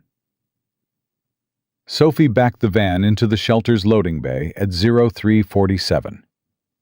The dogs knew. Before anyone opened the doors, before anyone said a word, they knew. 12 noses pressed against the van's windows, 12 bodies shifted from tense to alert, and the collective energy inside the vehicle changed from fear to something Ethan could only describe as cautious recognition. The smell of other dogs, the smell of safety, the smell of a place that wasn't a cage. "Easy," Ethan murmured. "We're here. Everyone stays calm." He opened the rear doors and Diesel jumped out first. Always first, always clearing the ground for his handler, even when the ground was a parking lot at a civilian animal shelter, and the only threat was the raccoon that lived behind the dumpster. One by one, the dogs came out. Titan stepped down heavily, his massive frame still carrying the exhaustion of months of confinement. But his head was up, and his tail was moving. Not wagging, not yet, but moving. A dog deciding whether it was safe to feel something again. Ranger came next, nose working overtime, cataloging every new scent with the methodical precision of a detection dog who couldn't turn it off, even when the mission was over.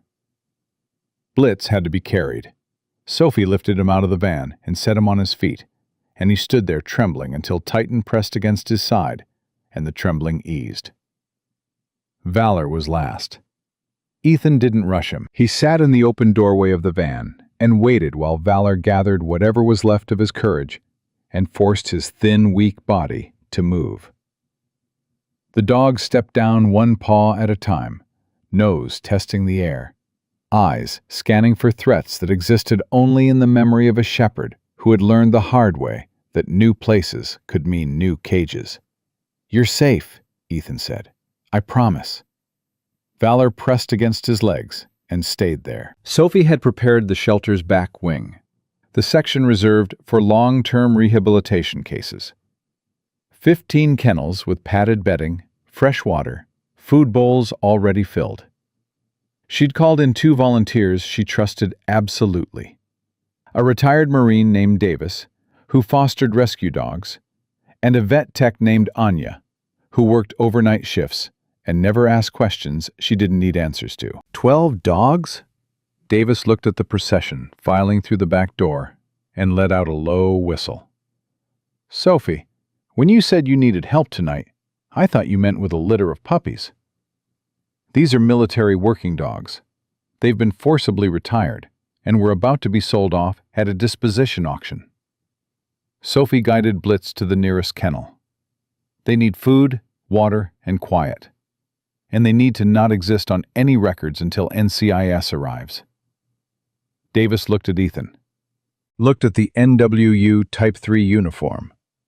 Looked at the 13 German shepherds filing past him, with the disciplined calm of animals who had trained their entire lives to follow commands, even when the world was falling apart. "Copy that," Davis said. No further questions. A Marine knew when the mission was bigger than the briefing. Nora started triage immediately, checking each dog, documenting injuries, starting hydration protocols for the ones showing signs of dehydration. She moved through the kennels with the quiet efficiency of a doctor who had spent years learning to separate her emotions from her hands, even when both wanted to break. Titan needs joint supplements and rest. His hips are degraded from untreated strain.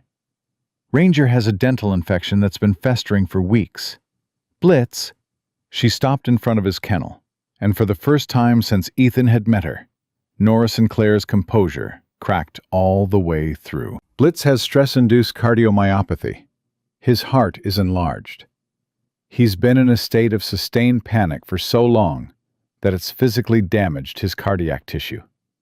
Can you treat it? I can stabilize him. But he needs a veterinary cardiologist and a calm environment and time. Her voice shook. He needs time he might not have, Ethan. Because someone left a dog with a damaged heart in a metal cage and forgot about him. They didn't forget. Ethan's voice was flat. They chose. His phone buzzed. Mercer. "Cole, my team is airborne. ETA Fort Sailor, 0600. But we have a complication." "What kind?" "Holt filed a theft report with base security 20 minutes ago. 12 military working dogs, stolen from the disposition center by Petty Officer First Class Ethan Cole and Sergeant First Class Thomas Braddock. He's named you both. He's named the dogs by service number. And he's requesting civilian law enforcement assistance to recover, his word, government property. He's trying to get the local police to find us before NCIS arrives." "That's exactly what he's doing. And legally, until my team serves the warrant and takes jurisdiction, a local police department that receives a theft report from a military installation has probable cause to search and seize." "How long until your warrant is active?" "My JAG officer is drafting it now. 2 hours, maybe 3. "We might not have 3 hours." "Then don't be where the police expect you to be." Mercer paused. "And Cole, protect the evidence, the laptop, the flash drive, the veterinary documentation. If Holt's lawyers can claim the evidence was obtained improperly or tampered with, they'll move to suppress everything." "Understood." "One more thing. Victor Rains. We've been monitoring his communications since you forwarded the emails. 30 minutes ago, he chartered a private jet from Norfolk International to Grand Cayman. He's running. We've flagged his passport. TSA is aware. But Rains has resources, private security, alternate documentation, contacts in 3 countries without extradition treaties." Mercer's voice hardened. "If he gets on that plane, we lose him."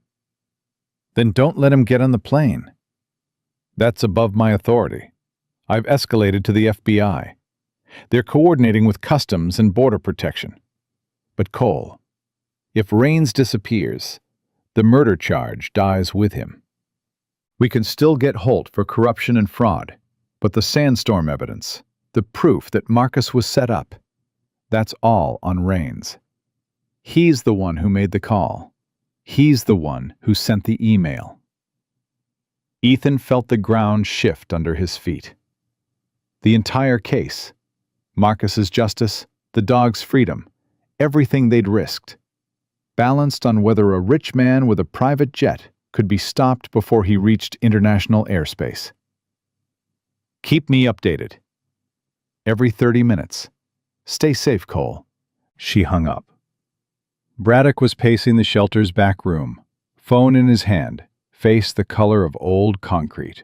"My wife called. Someone went to my sister's house in Richmond. 2 men in suits. They told my sister they were from military personnel and needed to speak with me about a security matter." Braddock's voice was tight. "My wife is terrified. My kids are asking why strangers are at the door. Raines's people, Ethan said. Private security. They're trying to find you before you can testify. They found my family. Braddock stopped pacing. The fear in his eyes had been replaced by something older, something harder.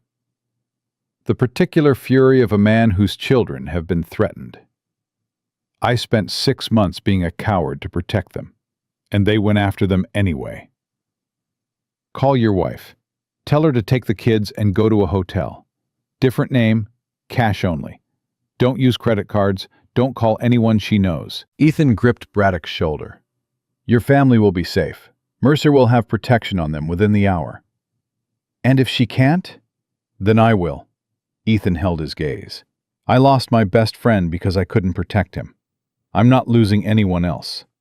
Not tonight.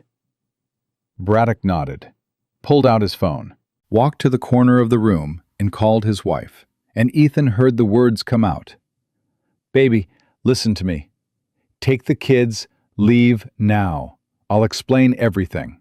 In the voice of a man who had finally crossed the line from bystander to combatant, and was discovering that the other side was scarier and clearer and more alive than anything he'd felt in years.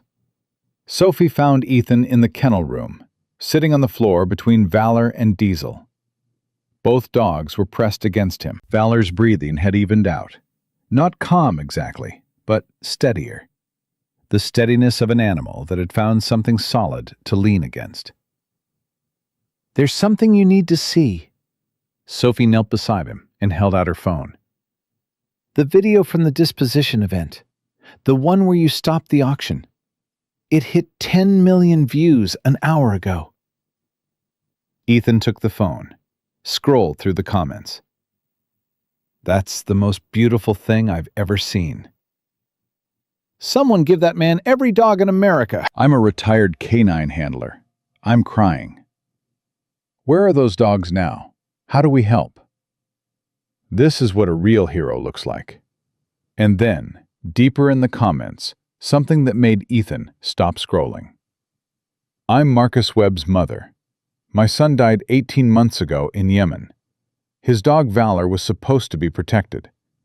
If anyone knows where Valor is, please contact me. I've been trying to find him since Marcus died. No one at the military will return my calls. Ethan stared at the comment, read it again, a third time. Marcus's mother, searching for her dead son's dog, begging strangers on the internet for help because the military, the same military her son had died serving, wouldn't answer the phone. Ethan? Sophie saw his face change. What is it?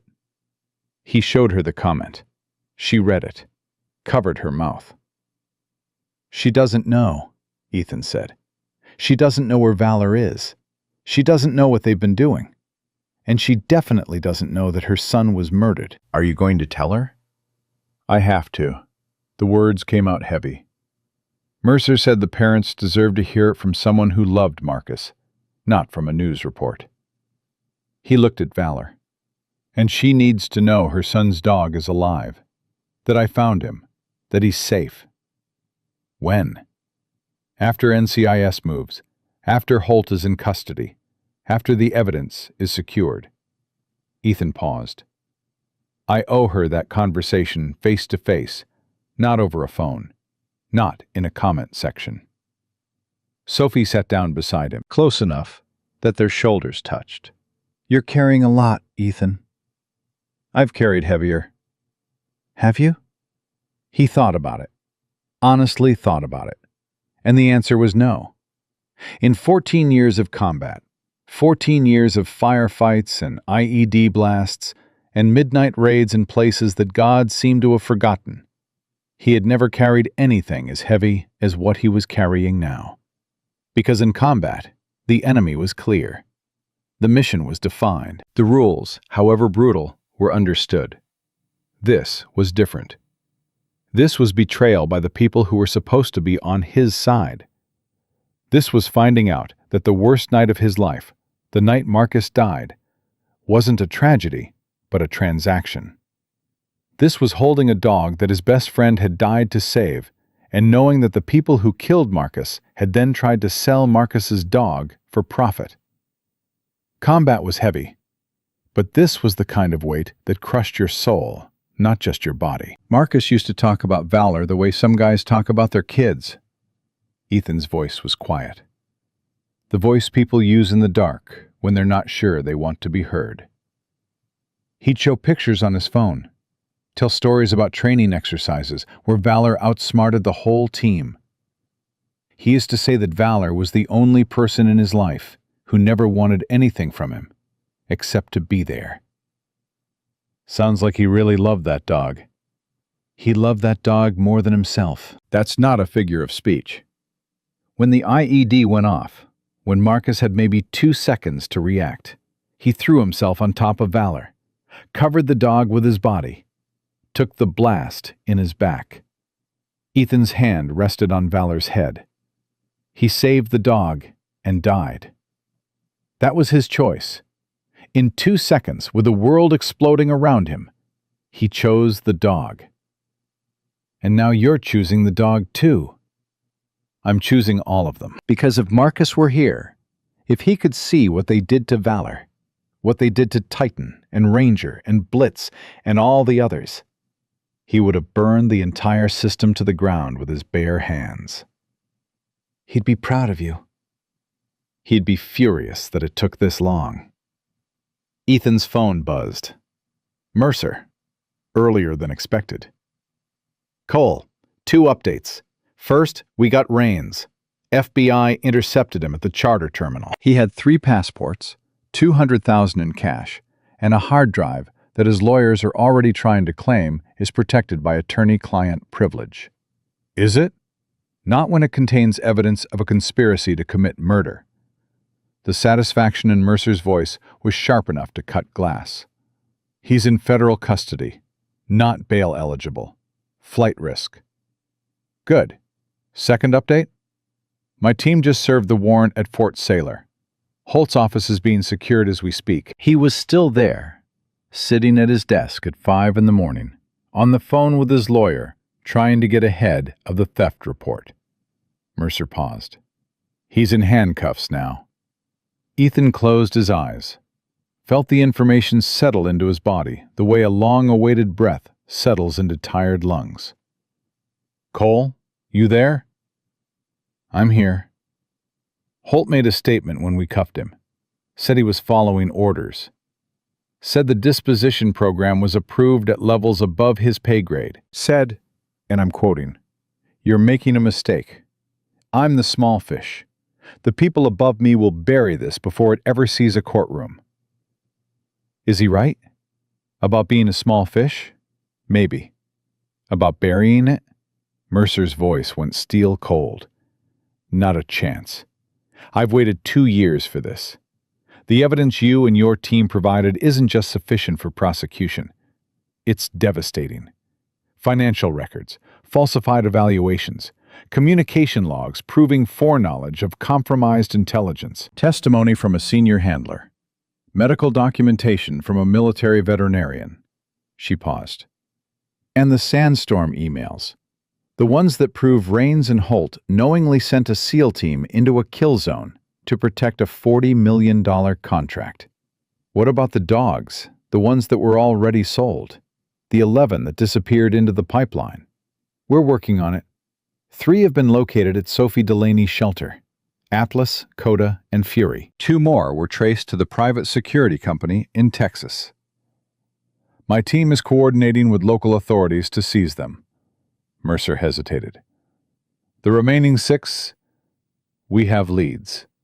Financial records from Holt's office show cash transactions with buyers who used false names. We're running them now. Dogfighting rings. Probably. But we'll find them, Cole. Every last one. Alive? Mercer didn't answer immediately, and in that silence, Ethan heard everything she couldn't say.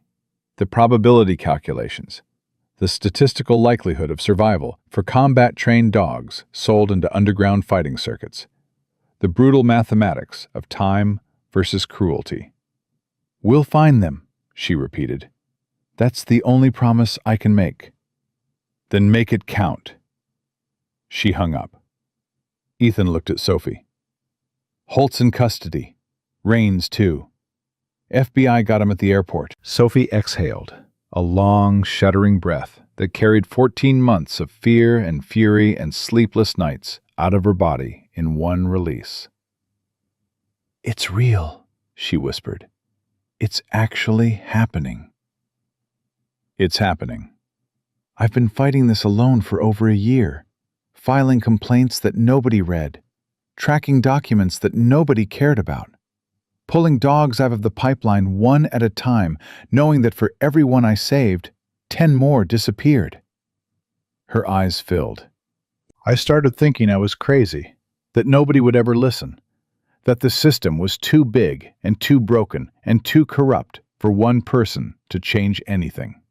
You weren't crazy. You were early. Ethan met her eyes. Everyone else just needed time to catch up. Braddock appeared in the doorway. His face had changed. The terror was still there, edged into the lines around his eyes.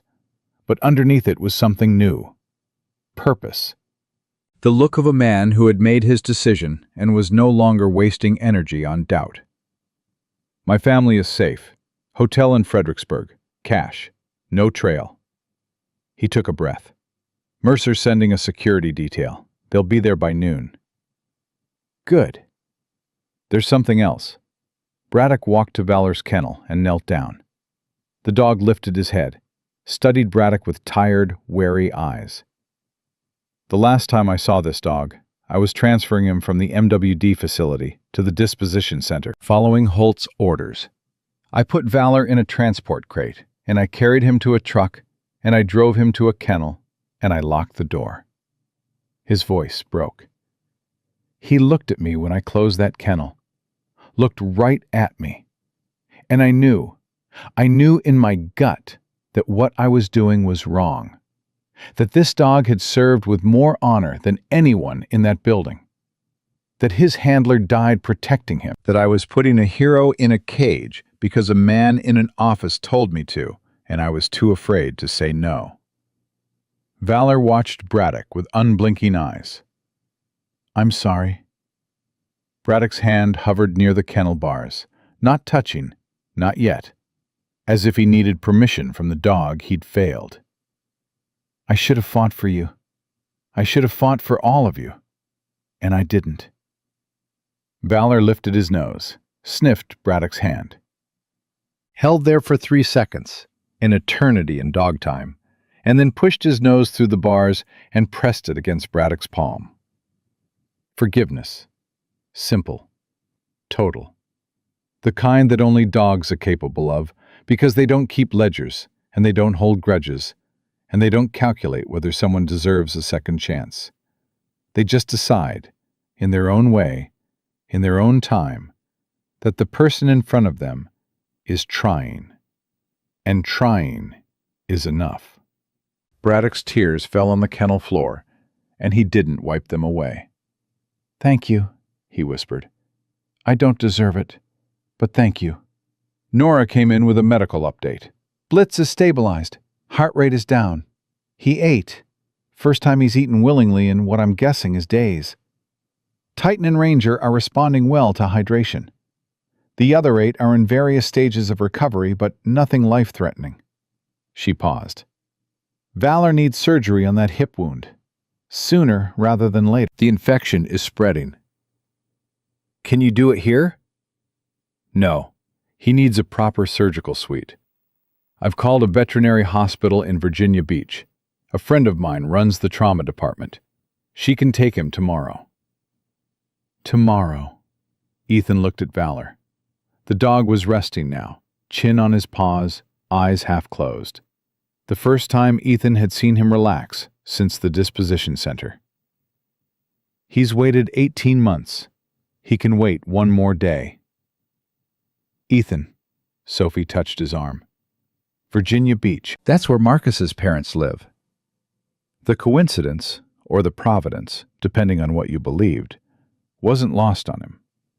taking Valor to the same city where Marcus's mother was searching for her son's dog, bringing the animal home to the family that had been looking for him since the day Marcus died. 2 birds, Ethan said quietly. 1 trip. Are you ready for that conversation? No, he looked at Valor. But he is. Dawn broke over the shelter. Golden light pushed through the windows and found 12 dogs resting in clean kennels with full bellies and treated wounds, and the quiet, tentative beginning of trust in their eyes. Ethan stood in the center of the room and looked at them. Titan, the IED detector who had saved a platoon. Ranger, the explosives dog whose nose was a national treasure.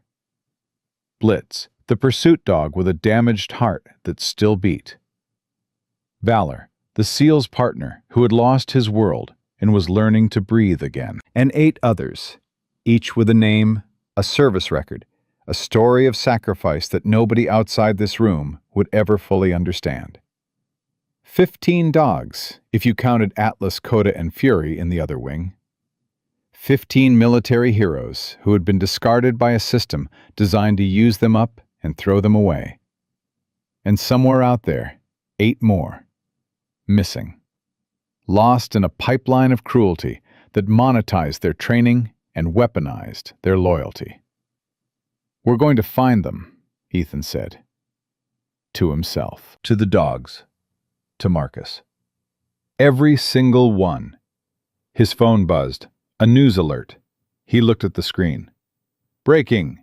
NCIS arrests Navy officer and defense contractor CEO in military working dog corruption scandal. Sources say the investigation also involves the death of a Navy SEAL in Yemen. Full story developing. Below the headline, the video. His video. The one from the disposition event. The one where he'd stood in front of 12 kennels and said 5 words that had started all of this. 22 million views. The world was watching now. And the world was about to learn what happens when you discard heroes, when you cage warriors, sell partners, and kill the men who love them. And the one person who promised to stop it refuses to look away.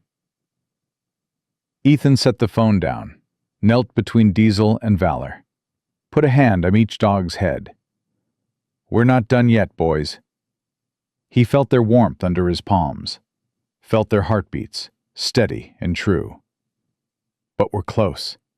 We're so close. Valor's tail moved, once, twice.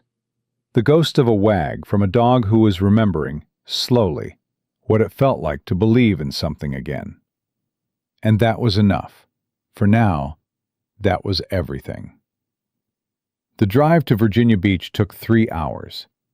Ethan made it in silence. Valor rode in the back seat, not lying down this time, but sitting up, watching the highway scroll past with a quiet alertness of a dog who was starting to remember what it felt like to go somewhere instead of being taken somewhere. Diesel rode shotgun, nose occasionally pressing against the window, but mostly watching Ethan the way he always did on long drives, reading his handler's breathing, his posture, the micro-tensions in his jaw that told the dog everything words couldn't. Sophie had offered to come. Ethan had said no. This one I do alone. You don't have to do everything alone, Ethan. I know, but Marcus's mother deserves to hear this from the man who was there. Not from a team, not from a group. From the guy who held her son's hand on the medevac and promised to bring his dog home. He'd paused. She needs to look at one face and know it's telling the truth. Sophie had nodded, kissed his cheek, whispered, "Come back to us," in a way that meant more than geography. Now he was parked outside a small house on a quiet street, and his hands wouldn't move from the steering wheel. He breached compounds in Kandahar. He'd cleared kill houses in Mosul. He'd jumped from helicopters into pitch-black ocean water with 80 pounds of gear and a dog strapped to his chest. None of it was as hard as what he was about to do. Okay, he said it to himself. Set it to Diesel. Set it to Valor, who had pressed his nose between the front seats and was watching Ethan with eyes that seemed to understand exactly where they were and exactly what was about to happen. Ethan opened the door, walked around the truck, opened the back door, and clipped Valor's leash. The dog stepped down carefully, favoring his right hip, the infected wound now bandaged and treated, but still tender. He stood on the sidewalk and lifted his nose and sniffed the air. And something happened that Ethan had not expected. Valor's tail started wagging. Not the ghost of a wag, not the tentative, fearful movement from the shelter. A real wag. Full, sweeping, the kind that moves a dog's entire back half. Valor pulled toward the house. Not frantically, not desperately, but with the determined purpose of a dog who recognized something. A scent. A memory. Home. "He knows," Ethan whispered. Valor pulled harder. Ethan let him lead. They were 10 feet from the front door when it opened. A woman in her early 60s stood in the doorway. Silver hair, tired eyes. The particular posture of a mother who had buried a child and was still learning how to stand up straight without him. She looked at Ethan, looked at the uniform, looked at Diesel. Then she looked at Valor. Her hand went to her mouth. "Oh my God." "Mrs. Webb?" Ethan's voice came out rough. "My name is Ethan Cole. I served with Marcus." But she wasn't looking at him. She was looking at Valor. And Valor was looking at her. And the dog was pulling so hard against the leash that Ethan's arm ached from holding him back. "Is that—" Her voice broke into pieces. "Is that Valor?"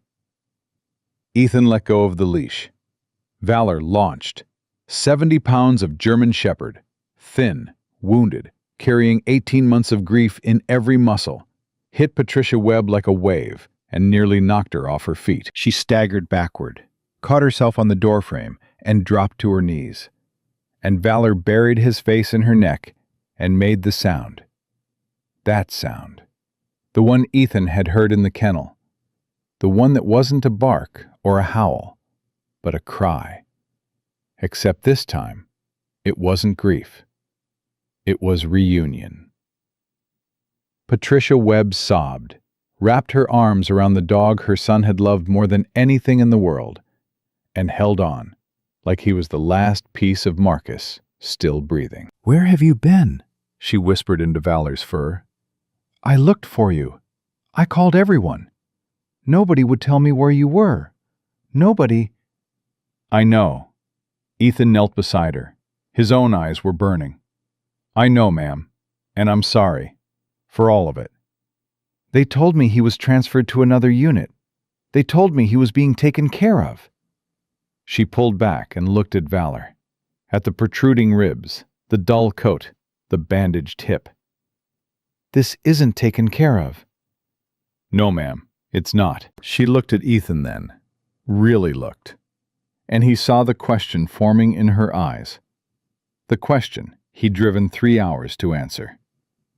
The question that was going to change everything she believed about her son's death. "Come inside," she said. "Tell me everything."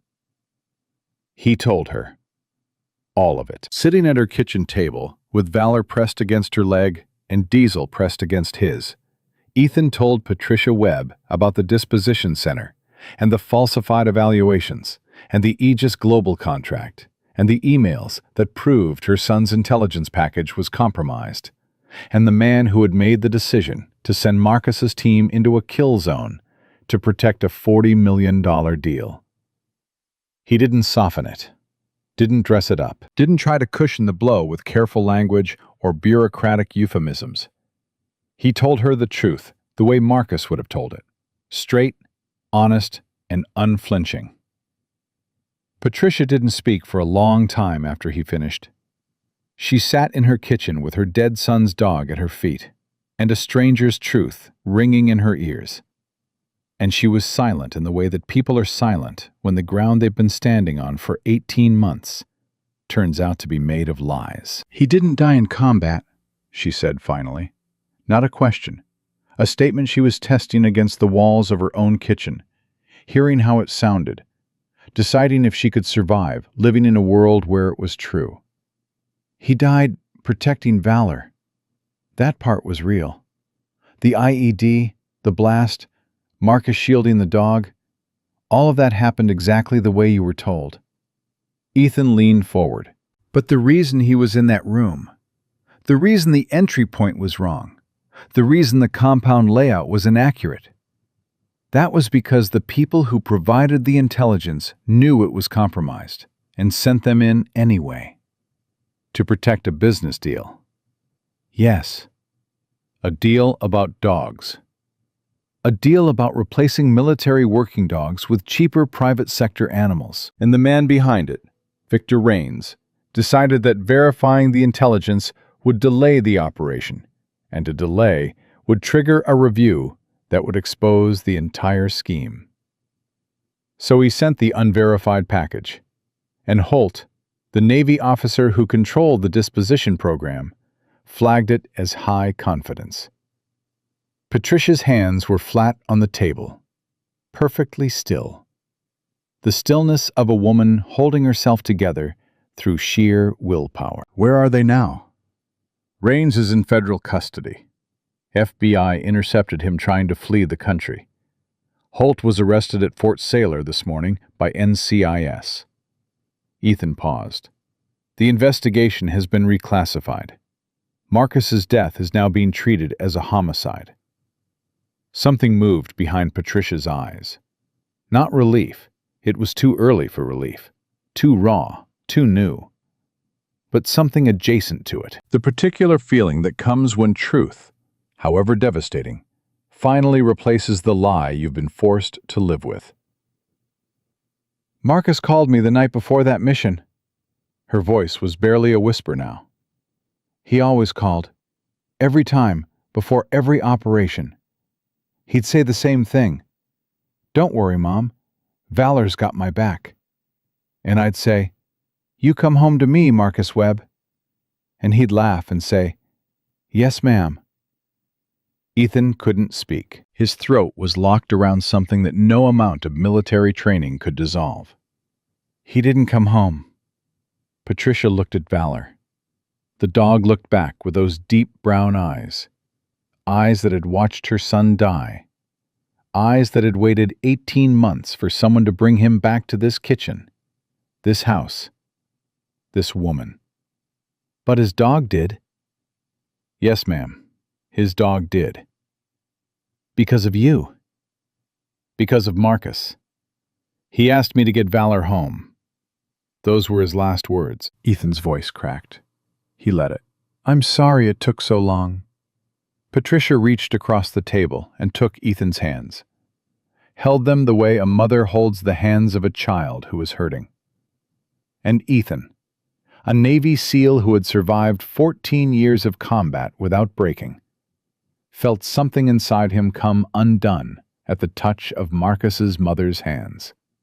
"My son chose his friends well." She squeezed his hands. "Don't you dare apologize for keeping your promise. You brought his dog home. You exposed the people who killed him. You did everything a brother could do. It's not enough.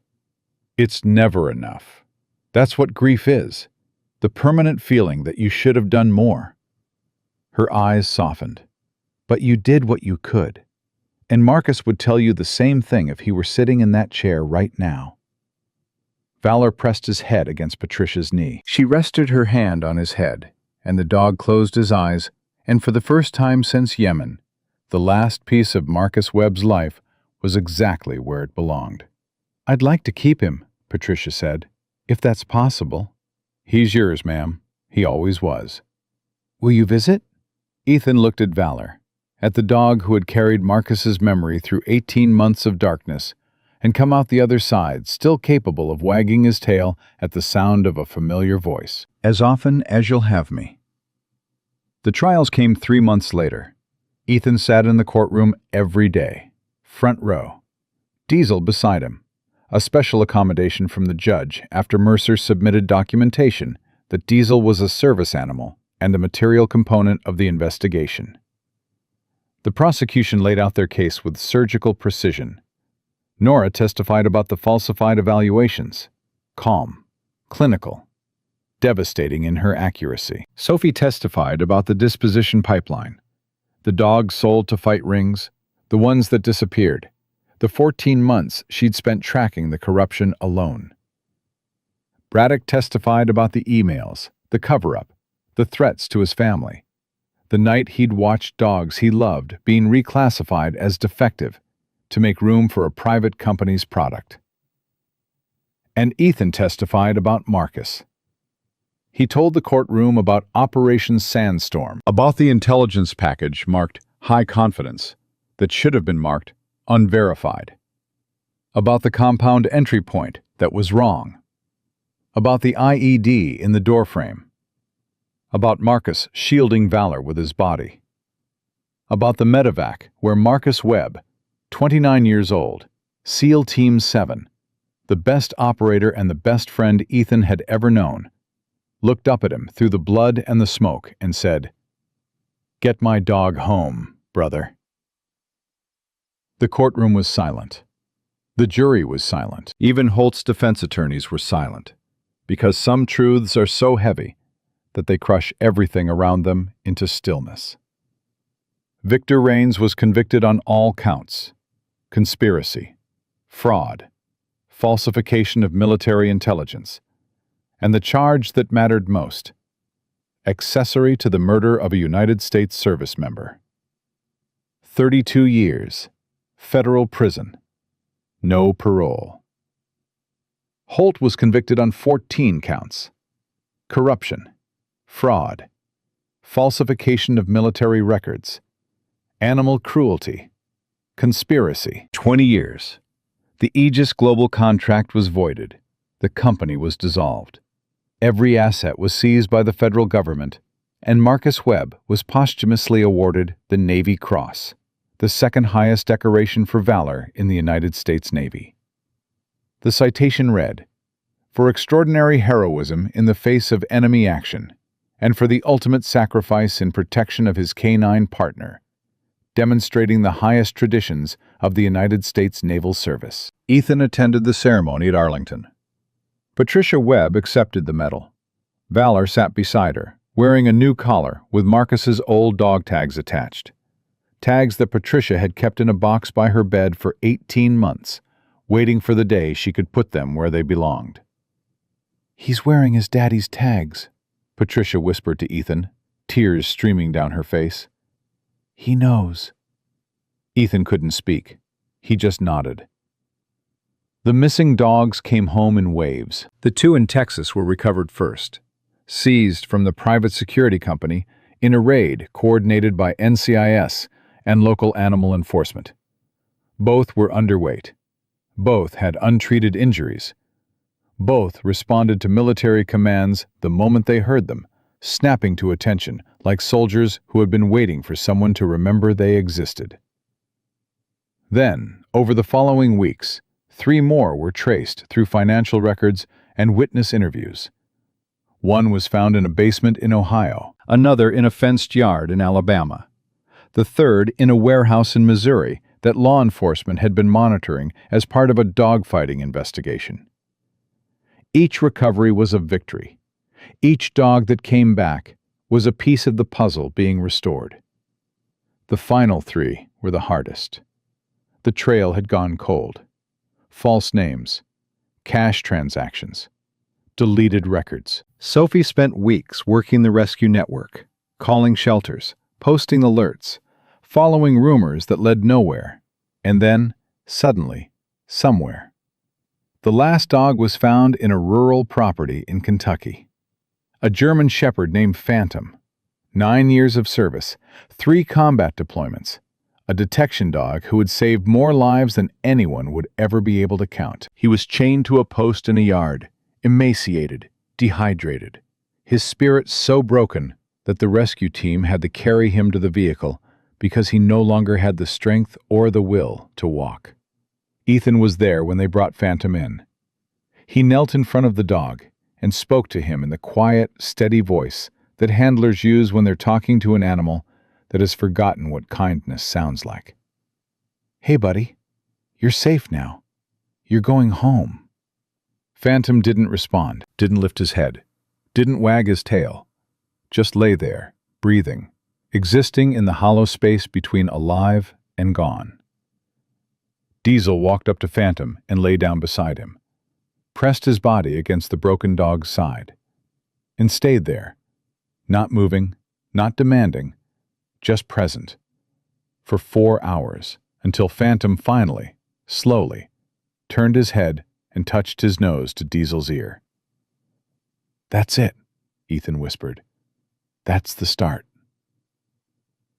6 months after the trials, Ethan stood on the porch of his grandmother's house, the coastal property he'd inherited, the land that Maria's family had held for generations, and watched 15 dogs run across the open field below. Titan led the pack, as always.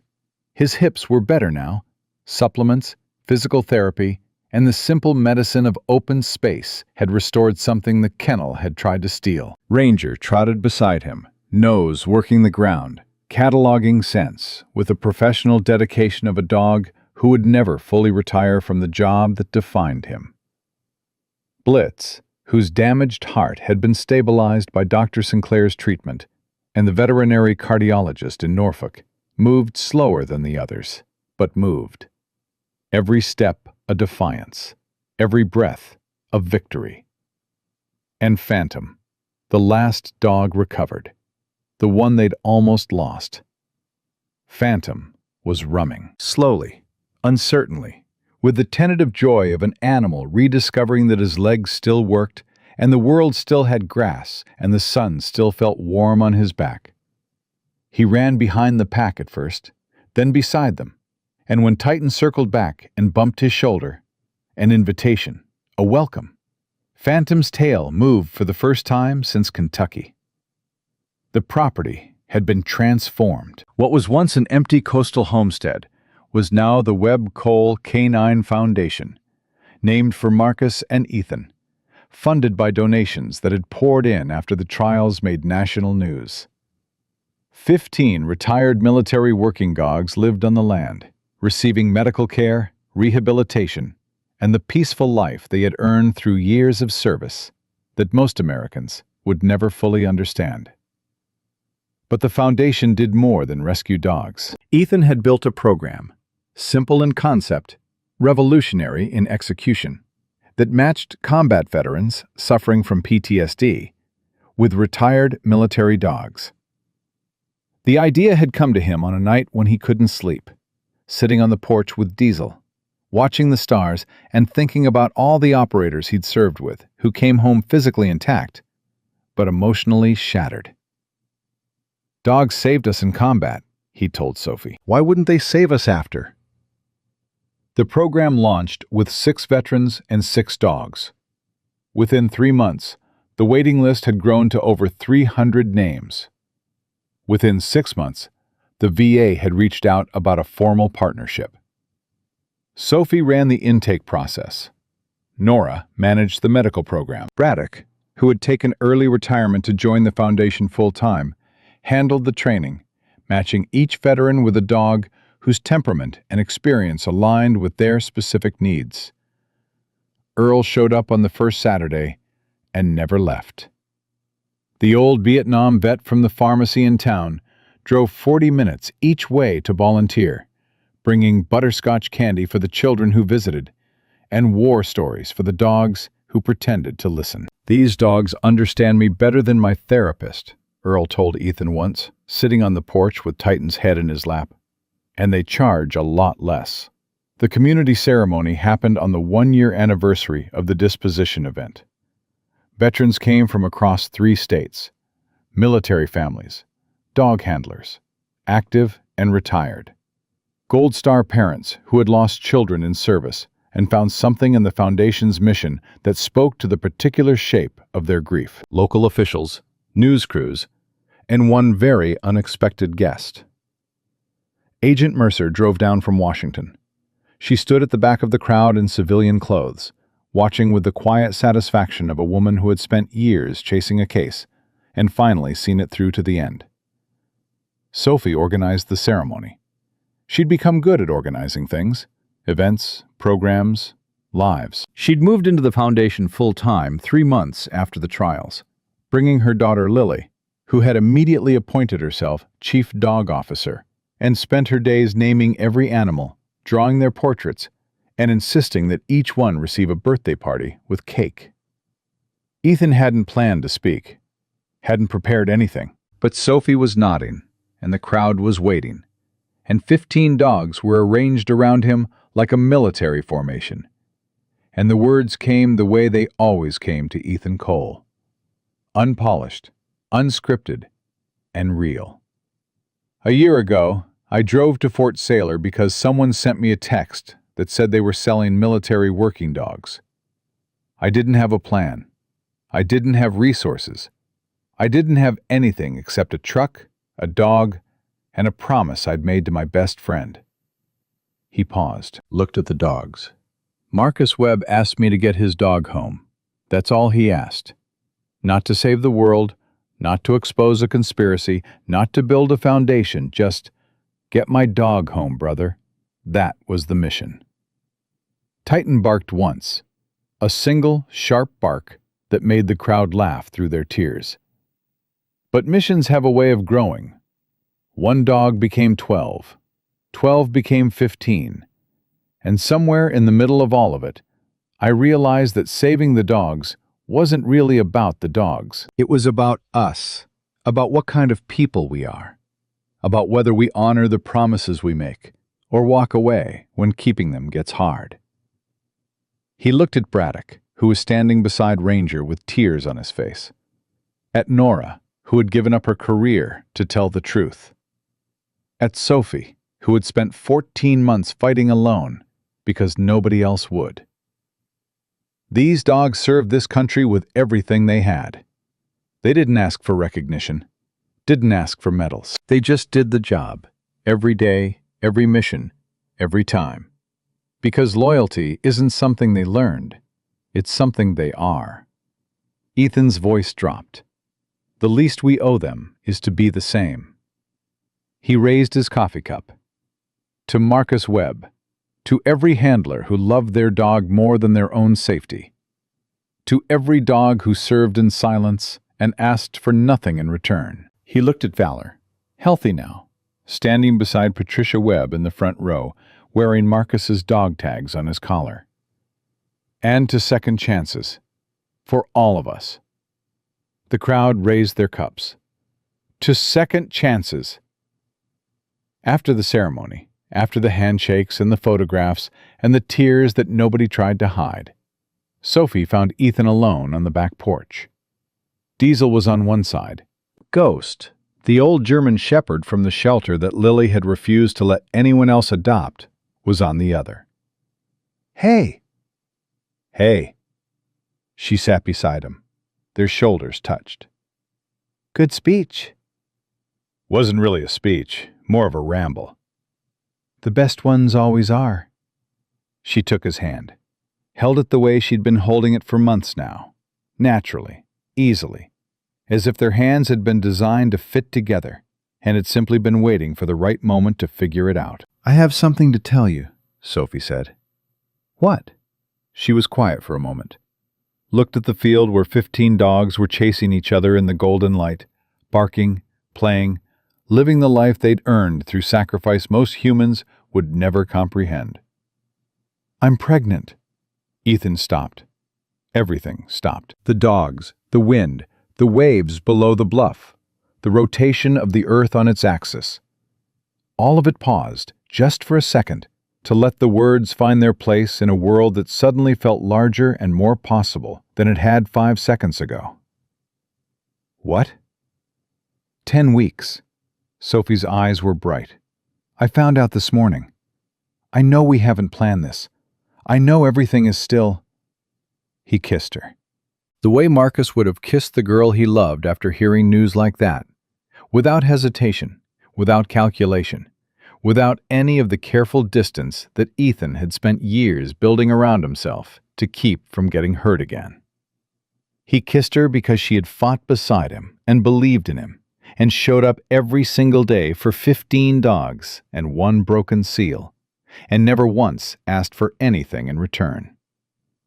When they pulled apart, both of them were crying. "Is that a good reaction?" Sophie asked. "That's the only reaction." He pulled her close. "A baby. We're having a baby. We're having a baby." Diesel's tail started wagging. Then ghosts. And from the field below, as if carried by the wind, the sound of 15 dogs barking in joy rose up and washed over them like a wave of pure, uncomplicated happiness. Lily came running around the corner with Titan at her heels. "Why is everyone crying? Is it a good crying or a bad crying?" "The best kind of crying, sweetheart." Sophie wiped her eyes and laughed. "Are we getting another dog?" "Something even better." Sophie pulled Lily onto her lap. "You're going to be a big sister." Lily's eyes went wide. She looked at Ethan, looked at her mother, looked at Titan, as if the dog could confirm this information. Then she grinned. "Can we name the baby after a dog?" Ethan laughed. A real laugh. Deep, full, the kind that starts in your belly and works its way up and shakes loose all the grief and the tension and the years of holding everything together by sheer force of will. He laughed until his eyes watered and his ribs ached, and Diesel was jumping on him because the dog had never heard that sound before and wanted more of it. "We'll talk about names later," Sophie said, smiling. Ethan looked at the field, at the dogs running free in the golden light, at the house his grandmother had built on land his family had held for generations, at the woman beside him who had stood up when nobody else would, at the little girl who had turned a sanctuary into a kingdom, at the old Vietnam vet walking across the yard with a bag of butterscotch and the shotgun he no longer needed. Marcus would have loved this. All of it. The dogs, the noise, the chaos of a life so full of purpose that it overflowed into everything it touched. Marcus would have stood on this porch with a beer in his hand and Valor at his feet and said something stupid and perfect like, "See, I told you the dogs would fix everything." And he would have been right. Ethan put his arm around Sophie, rested his hand on Diesel's head, watched the sun begin its descent toward the ocean, painting the world in shades of gold and amber and the deep, permanent blue of a sky that had witnessed everything. The grief, the rage, the corruption, the courage, and was still there, still holding, still promising that tomorrow would come. "Thank you, Marcus," Ethan said quietly, "for sending me on the mission that saved my life." The wind carried his words toward the water, and somewhere below the bluff, Valor lifted his head, looked toward the porch, and wagged his tail. Slow, steady, certain.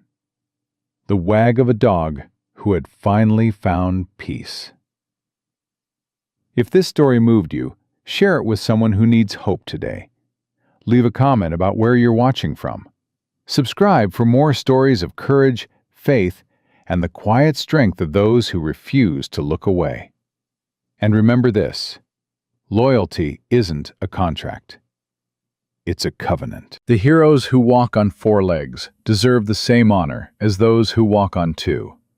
They give us everything: their strength, their courage, their hearts. And they ask for nothing in return except to be remembered. Remember them. The world isn't saved by superheroes. It's saved by ordinary people who keep their promises, and sometimes by the dogs who taught them what a promise really means. Be the person your dog believes you are. Stand up for those who cannot speak. Honor those who sacrifice. And never, never look away when someone needs you. That's the mission. That's the only mission that matters. And it lives in every single one of us. waiting for the moment we choose to answer the call.